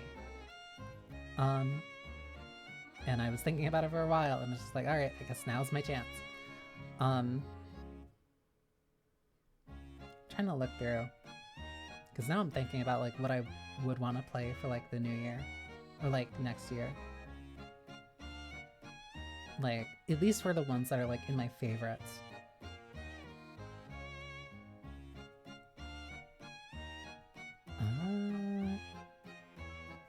A lot of them have been, like, one-time type of things. A lot of these are just, like, really one-time experiences. Not even one-time experiences, but, like, I can't play Paranormal Sight again and have the same experience. Like, it's a very different type of game. But that's why I like playing, because that's also the thing, where just, like, I like things that are one-time experiences. Like, where is it? I like things that are very distinct from the one time that you play them, and then after you play them, you can't really play them the same way again. That's why I really like Outer Wilds. Super Hot was also kind of one of those things. Silent Hill F is, like, a perfect example of one of those things. Refine Self, Reflexia. I don't even know if I can open Reflexia again.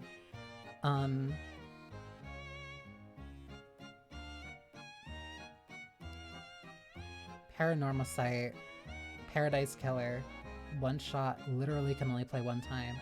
Or one way you can kind of play it once. Automata, Near Automata, Near Replicant.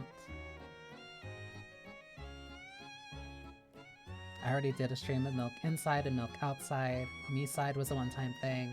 Mouthwashing was a one-time thing. 100 Line I still need to get back and finish. Her Love Like a Poison. Fadam Brutal. Fadam Batula. That was kind of a one-time thing. Everhood was a one-time thing. I kind of wish I streamed that. That was a fun time, but that was also just good for, like, myself.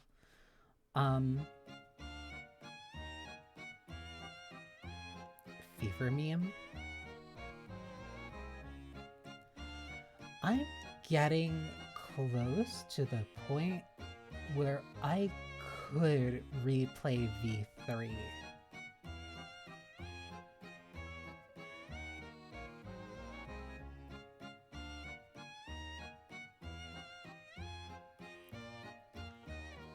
I'm getting to the point where I'm forgetting small enough details where I could do the cases again and still have to think about them. And 2.5 is coming out next year, so I have a chance. Danganronpa V3.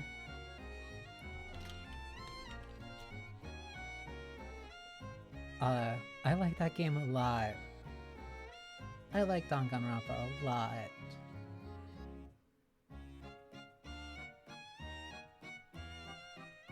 Stanley Parable, Undertale, and Rage games like I Want to Be the Guy. Can't do Rage games. I cannot do Rage games. Less exciting. Very exciting for me, because it means I get to be my worst self again. Children of the Sun was also a one-time thing that I can't really do again.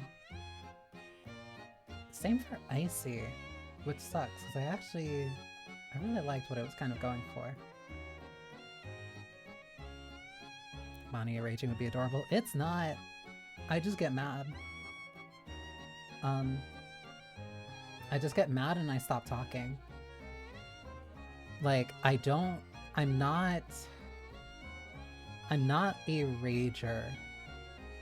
Like, I don't scream at the game, like throw stuff. I just get kind of like really quiet and I stop talking. Which is very bad for stream. Danganronpa is the one with the half black and white bear, right? Yep. Yep. There is a lot that happens in Danganronpa, Cherry. There's a lot that happens in Danganronpa. It would be a very enlightening experience if I could bring others down to my level with that.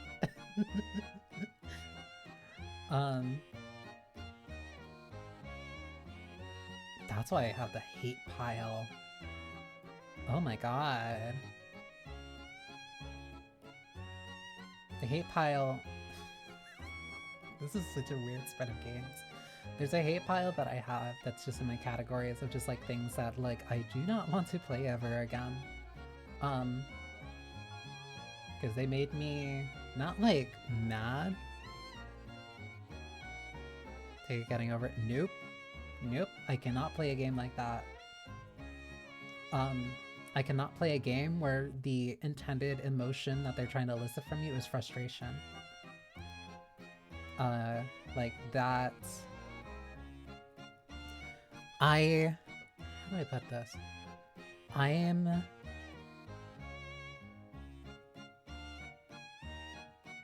don't like feeling angry. I've already had enough things in my life to be angry about. I do not find enjoyment being angry at a game. That's why I have the hate pile. funny that Arkham Origins is at the top of that too.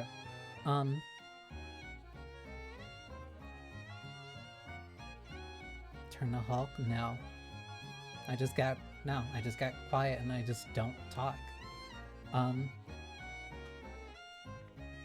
Like, I would play it, like, if I were to play something like Getting Over It, and I were to fall from, like, a very high spot, like, I wouldn't rage. Like, I'd probably take a deep breath and just, like, be mad, but then I just won't say anything and I'll just keep playing. Like, alright, I guess I just do that again, because I made a small mistake. So I just have to not make that mistake the next time I do it. Which is actually really funny, considering that a friend gifted me White Knuckle. But, like, I've actually been interested in that. I've been interested in that because it's mechanically interesting to me. Like, that's not just meant to be a rage game. Game actually turns out to be rather short TBH, if you don't mess up. Same thing for, like, Jump King, where, like, you can get there very quickly. You can get there really quickly if you know what you're doing. But it's that process of figuring out, like, it's that process of figuring out what you need to do. That's the big thing. That's the experience of the game. Similar to other knowledge games, where, like, learning what to do and how to do it is the process and is the experience. Once you have it down, then it's not, like, that bad, but, like, getting to that point is the game itself. And games like because I used to, not like I used to, but I played I Want to Be the Guy. I think I played it a couple times. But, like, the experience of just, oh, that thing that you have no chance of knowing how it was going to react when you got there, and now you're dead. Now you go all the way back, multiple checkpoints, and now you just have to do it and not mess up this time. But then, oh, there was also another trick, and it's just like, trial and error. I don't like that. Current best time for getting over it glitchless was under a minute for the full game. Yeah, that's somebody who's probably been practicing at it. Somebody who knows what they should be doing, the motions that they should be moving their mouse and stuff like that. But, like, comparing the top of what other people can do in comparison to somebody who is just learning it for their first time, like, for Outer Wilds, somebody could beat that game in less than 5 minutes, but it's going to take everybody who typically just starts, I want to say, like, about, I think average is like 8-10 hours, maybe? Because that's, like, a heavily knowledge-based game. Like, once you know what to do, you know what to do, but you have to learn that process. Whereas I prefer things that are more execution-focused. As in, like, okay, you know how to do it, but, like, having to execute on it. I do not execute everything perfectly. I like the sense of mastery. I like the sense of mastery in a game. Like, I like character action games, I like rhythm games. I like some knowledge games. Like, I want to give Chanta Sonar, like, a chance at. I want to give that one a go.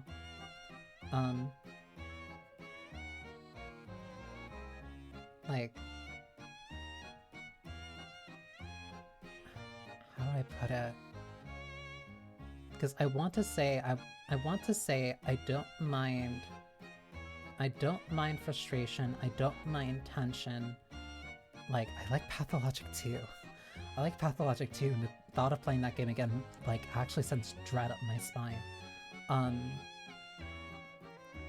But that game doesn't make me mad. The intent doesn't feel made specifically to make the player mad. It's done in a way to make the player align with the characters. Or, like, get them to understand what it is that their character is experiencing, as well as other characters in the story are experiencing. Like, the joke can't just be on me, the player. Because that would frustrate me way too much.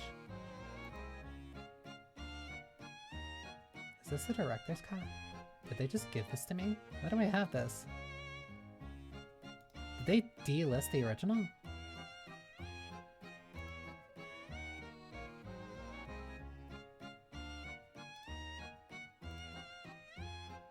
Why do I have it for 2, but I don't have it for... What? I own Yakuza... What? Why do I have this? Oh, they did. Wait, but why did I get Kiwami 2 for free, but I didn't get the... That's stupid. Why is it 20 more gigs? What is this? I'm looking at my Steam library and I see that I have Yakuza Kiwami Legacy, Yakuza Kiwami 2, also Legacy, but then I have Yakuza Kiwami 2. Like, did that... Why? What happened?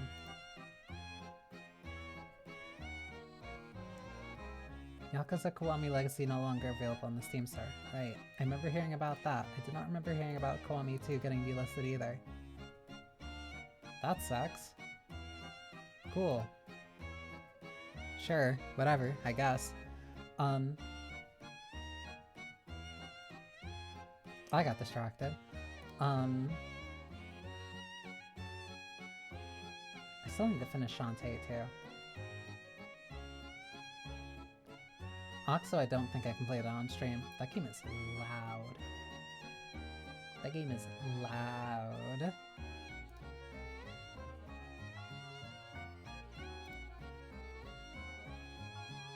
I think Necromunda's also going into the hate pile.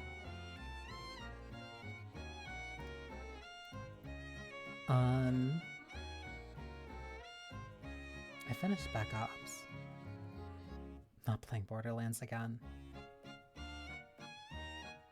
I almost want to give Deathloop another go. Almost. I have played Mouthwashing. I did not play it on stream though. I'm actually really glad I didn't play it on stream. That's not a fun experience. That was a really good time though. I did see Alina finally played that on stream though. That's always a very fun experience whenever they get there and they realize, oh, Jimmy sucks. Jimmy and Curly suck.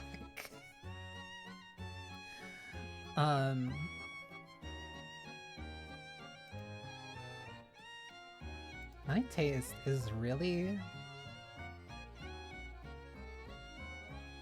My taste is really art whore.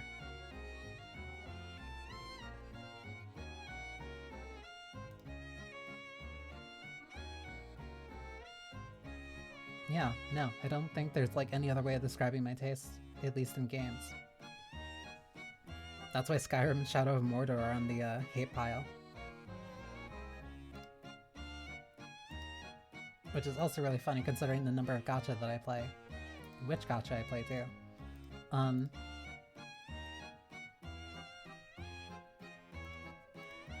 Anyway, to get back to what I was even doing all this for. Yeah, Blueprints is starting on Saturday. That's something I'm going through. When I finish reading, I think when I finish You and Me and Her, I'll probably go back to The Great Ace Attorney. I've been trying to keep a visual novel or something at least in the rotation. Same for Valhalla. I'm probably going to play... I'm gonna try and put in Unsighted. I also want to play No Sleep for Kaname Date. I heard that one was relatively short. No, not Shadow of Mordor.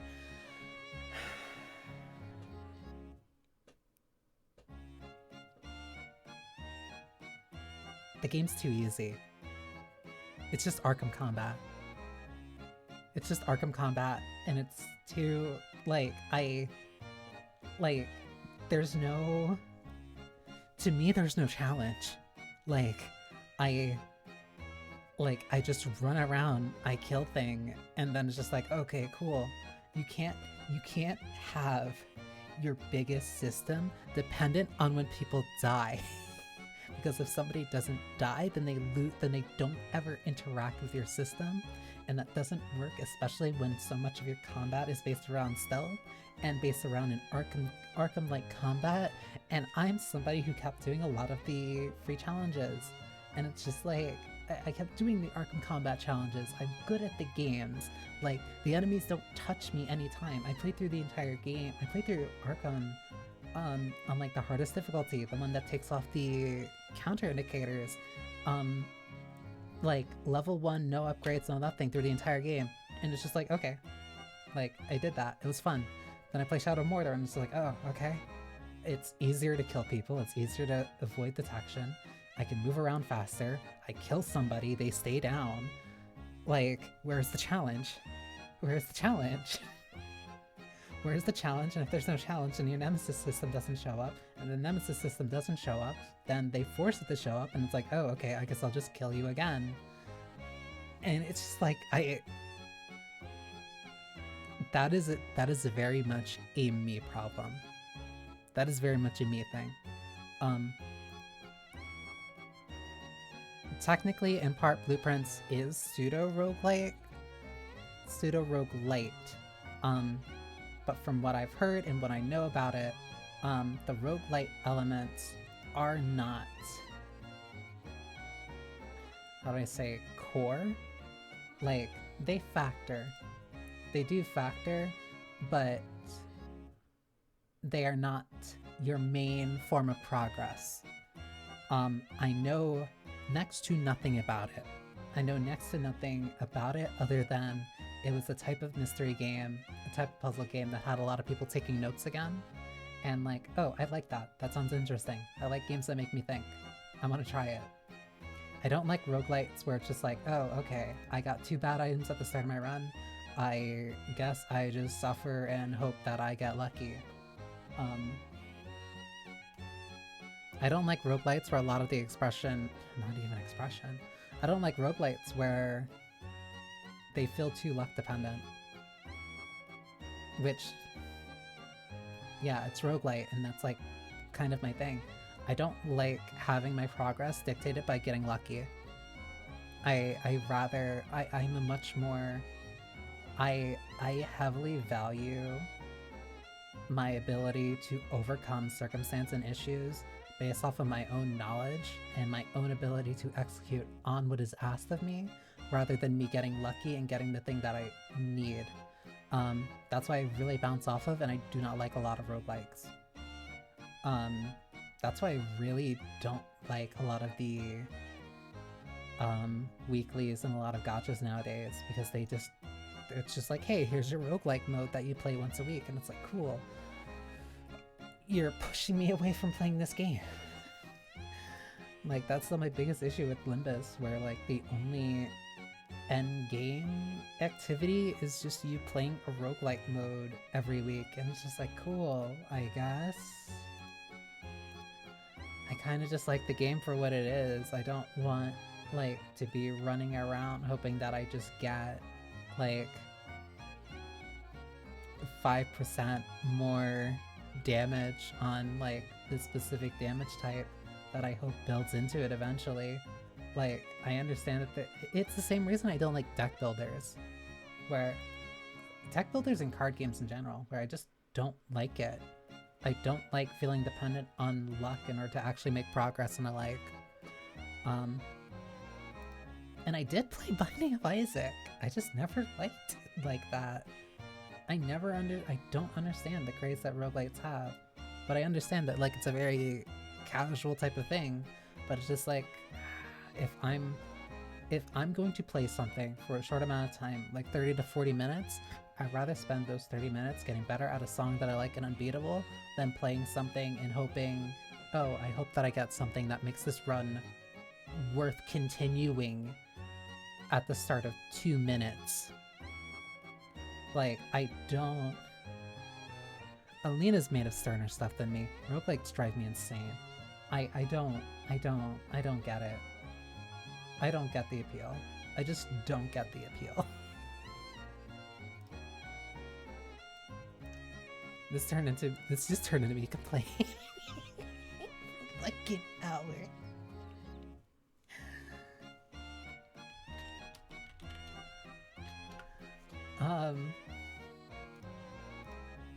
But yeah, that's why we got here, because it's just like jumping from like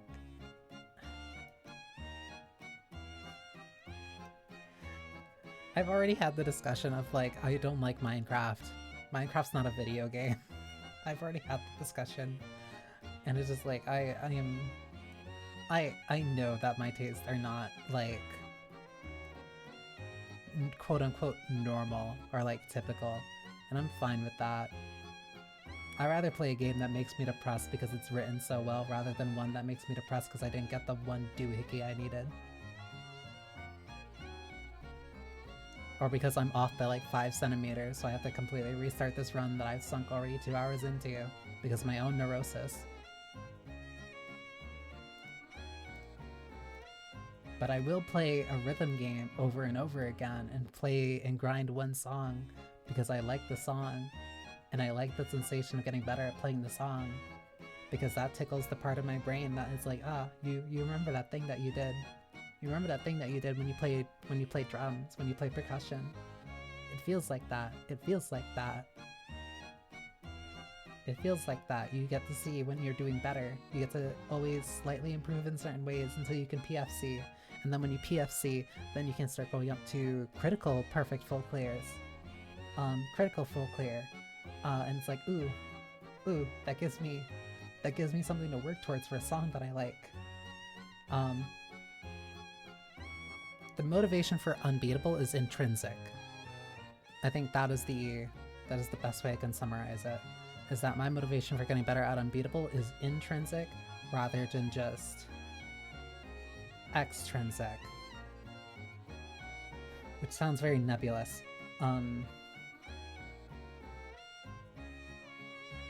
This is a better way of putting it. I like rhythm games not because they are a rhythm game. I like rhythm games because they have music that I like in them.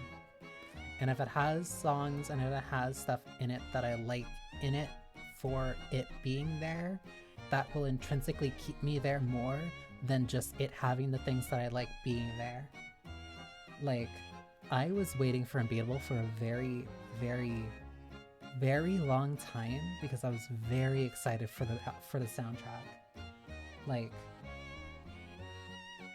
that the sound that Peak Divide has, as well as a bunch of the tracks that I ended up picking for like guest contributors and such, I really, really, really like that music. I listen to that music in my own free time. Like, I'll put the game on so I can listen to the music. Like, I'll have that in a separate window. But like, I have Muse Dash. I played Muse Dash. Like, how long did I play it? I played Muse Dash for a total of 22 hours. And I've had this game way longer than I've had Unbeatable. But it just doesn't have as many songs that like really get me. Unbeatable does have cute girls, but like, no, I bought it for the music. I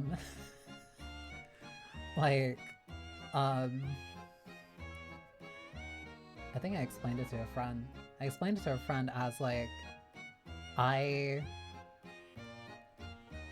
the way that I thought about and spent money for Unbeatable is that I mentally put it as, this is an interactive album. This is an interactive album for a band that I was waiting for their music for since before White Label. So I'll say about 5 years. I was waiting for this album by this band for over 5 years, and I finally got to play it, and it is better than I ever wanted. And the arcade mode is also just incredibly fun to play.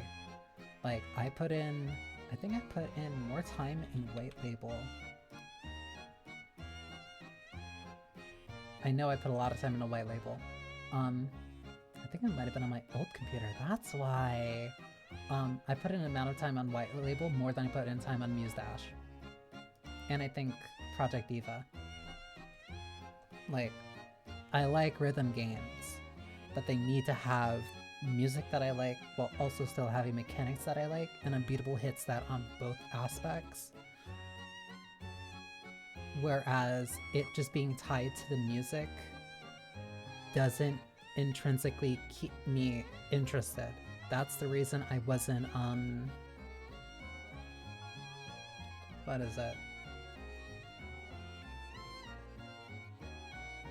Like, how much time did I put into BPM? Because it was interesting, and it caught my interest, and I played it. 15 hours. Like, it was fun.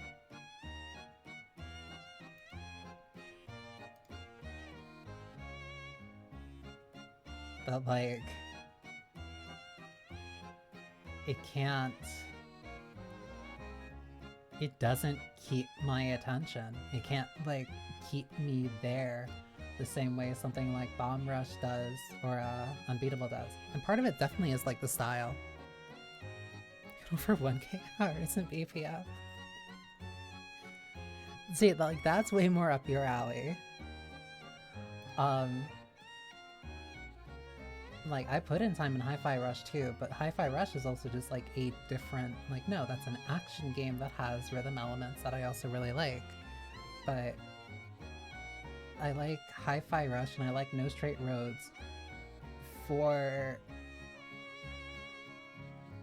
the action part of the rhythm game, of the action rhythm game. And I like Unbeatable for the music part of the rhythm game. And that keeps me in there so much longer and keeps me listening to so much of the OST. And then when I listen to the OST and I'm like, oh, I really like this song, I want to play it. And then, oh, I want to play it, I want to get better at it. And then when I'm not playing it to get better at it, I'm listening to it because I like it. And when I'm listening to it, I get better at it because I like listening to the music. And then I can internalize, oh, this is what that part's actually trying to like replicate. Like, the feedback loop just works so perfectly for me for Unbeatable, but it doesn't work for me the same way that it works for other rhythm games. And that's why it also doesn't work for me. That's why that feedback loop also doesn't work for me for speedrunning. Without knowing a single fuck up will end the run, but so few people have succeeded is great.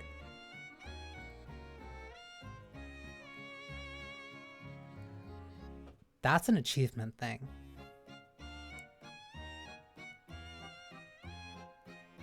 That's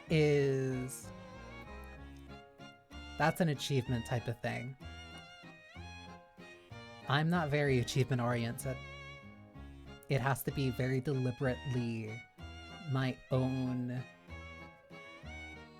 I don't care if other people, I don't care how few other people have been able to do something. I want to get better at something, or I want to get better at something because it makes me better at who I was before I did this. Like, I know, like, oh, me making these mistakes pushes me further away, or like, oh, I could have been better than that, or I could have done better than that. Like, that's enough of a motivation for me to keep getting better at the thing that I'm doing. And if the only thing that is stopping me from getting better at that thing or achieving that goal is the game getting in my way or me just not getting lucky, then that instantly takes my interest in doing it. Like, it is not enough for me to succeed or for others to fail. I need to be better than myself. I need to persistently be better. I need to be better than myself. And if that achievement is barred by me getting lucky, then I don't feel that sense of achievement in like conquering that thing. I feel like, oh, well, I just got lucky. There's no sense of accomplishment to me. Like, sure, luck is a skill issue. But it's just not.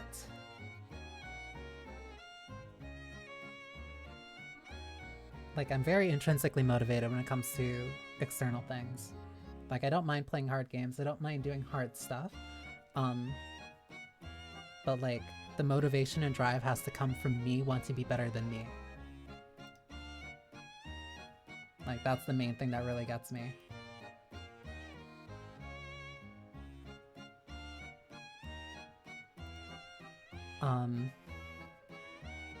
That was also just, that's also only the games that I have on Steam. I have a bunch of other stuff in my library.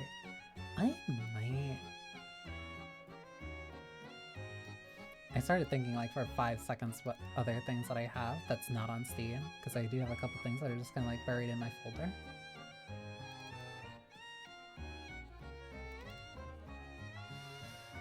And I have an idea. I have a couple things that I might want to play on stream.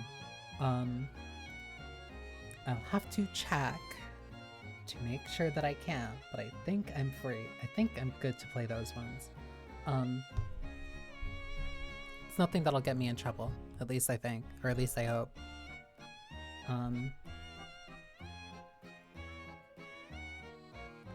That was a long, kind of, I don't even want to say nonsense, but just like, no, that was kind of rambly.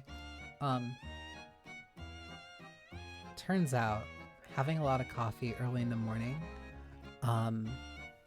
makes you sleepy.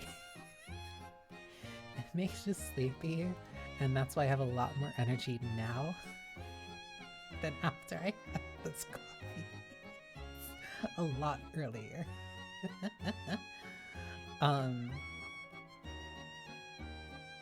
So,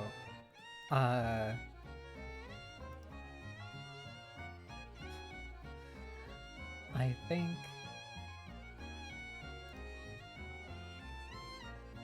Lena's still going.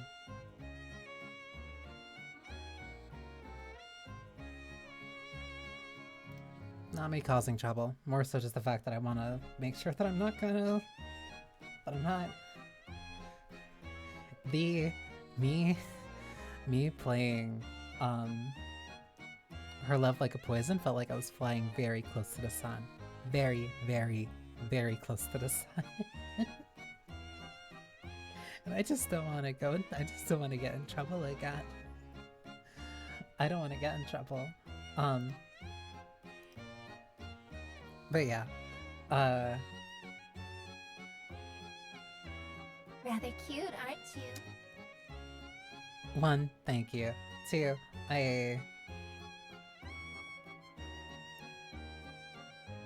I'm not gonna say that I'm gonna raid into Alina so that I can go and play Unbeatable. But I will say I am going to raid into Alina. I am going to raid into Alina. Because the main thing I wanted to do, I wanted to finish playing. I wanted to beat Metaphor. Because I knew that wasn't gonna last like for a full stream. I was thinking maybe I could probably stream Up the Devil too, but like no, that I forgot how long that ending kind of is. I'll figure it out. December has been so much reading, but it's still gonna be more until the end of it regardless. No, thank you for stopping by, and yeah, that's kind of also why I pushed off Metaphor to be at the end, because like, hey, the game's been out for a year. A lot of people are still interested in it.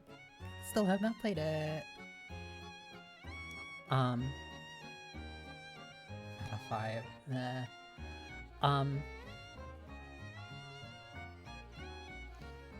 Yeah. Maybe I will not be playing Unbeatable. Who knows? Regardless, thank you for spending time with me. I hope you enjoyed yourselves. Tomorrow, I think I said I was playing You, Me, and Her on... I think I said I was playing You, Me, and Her for the night slot. And then Blue Princess on Saturday. So yeah. I can leave you in pinchers. Make sure to leave. Make sure to cheer Alina on. Take care. Johnny.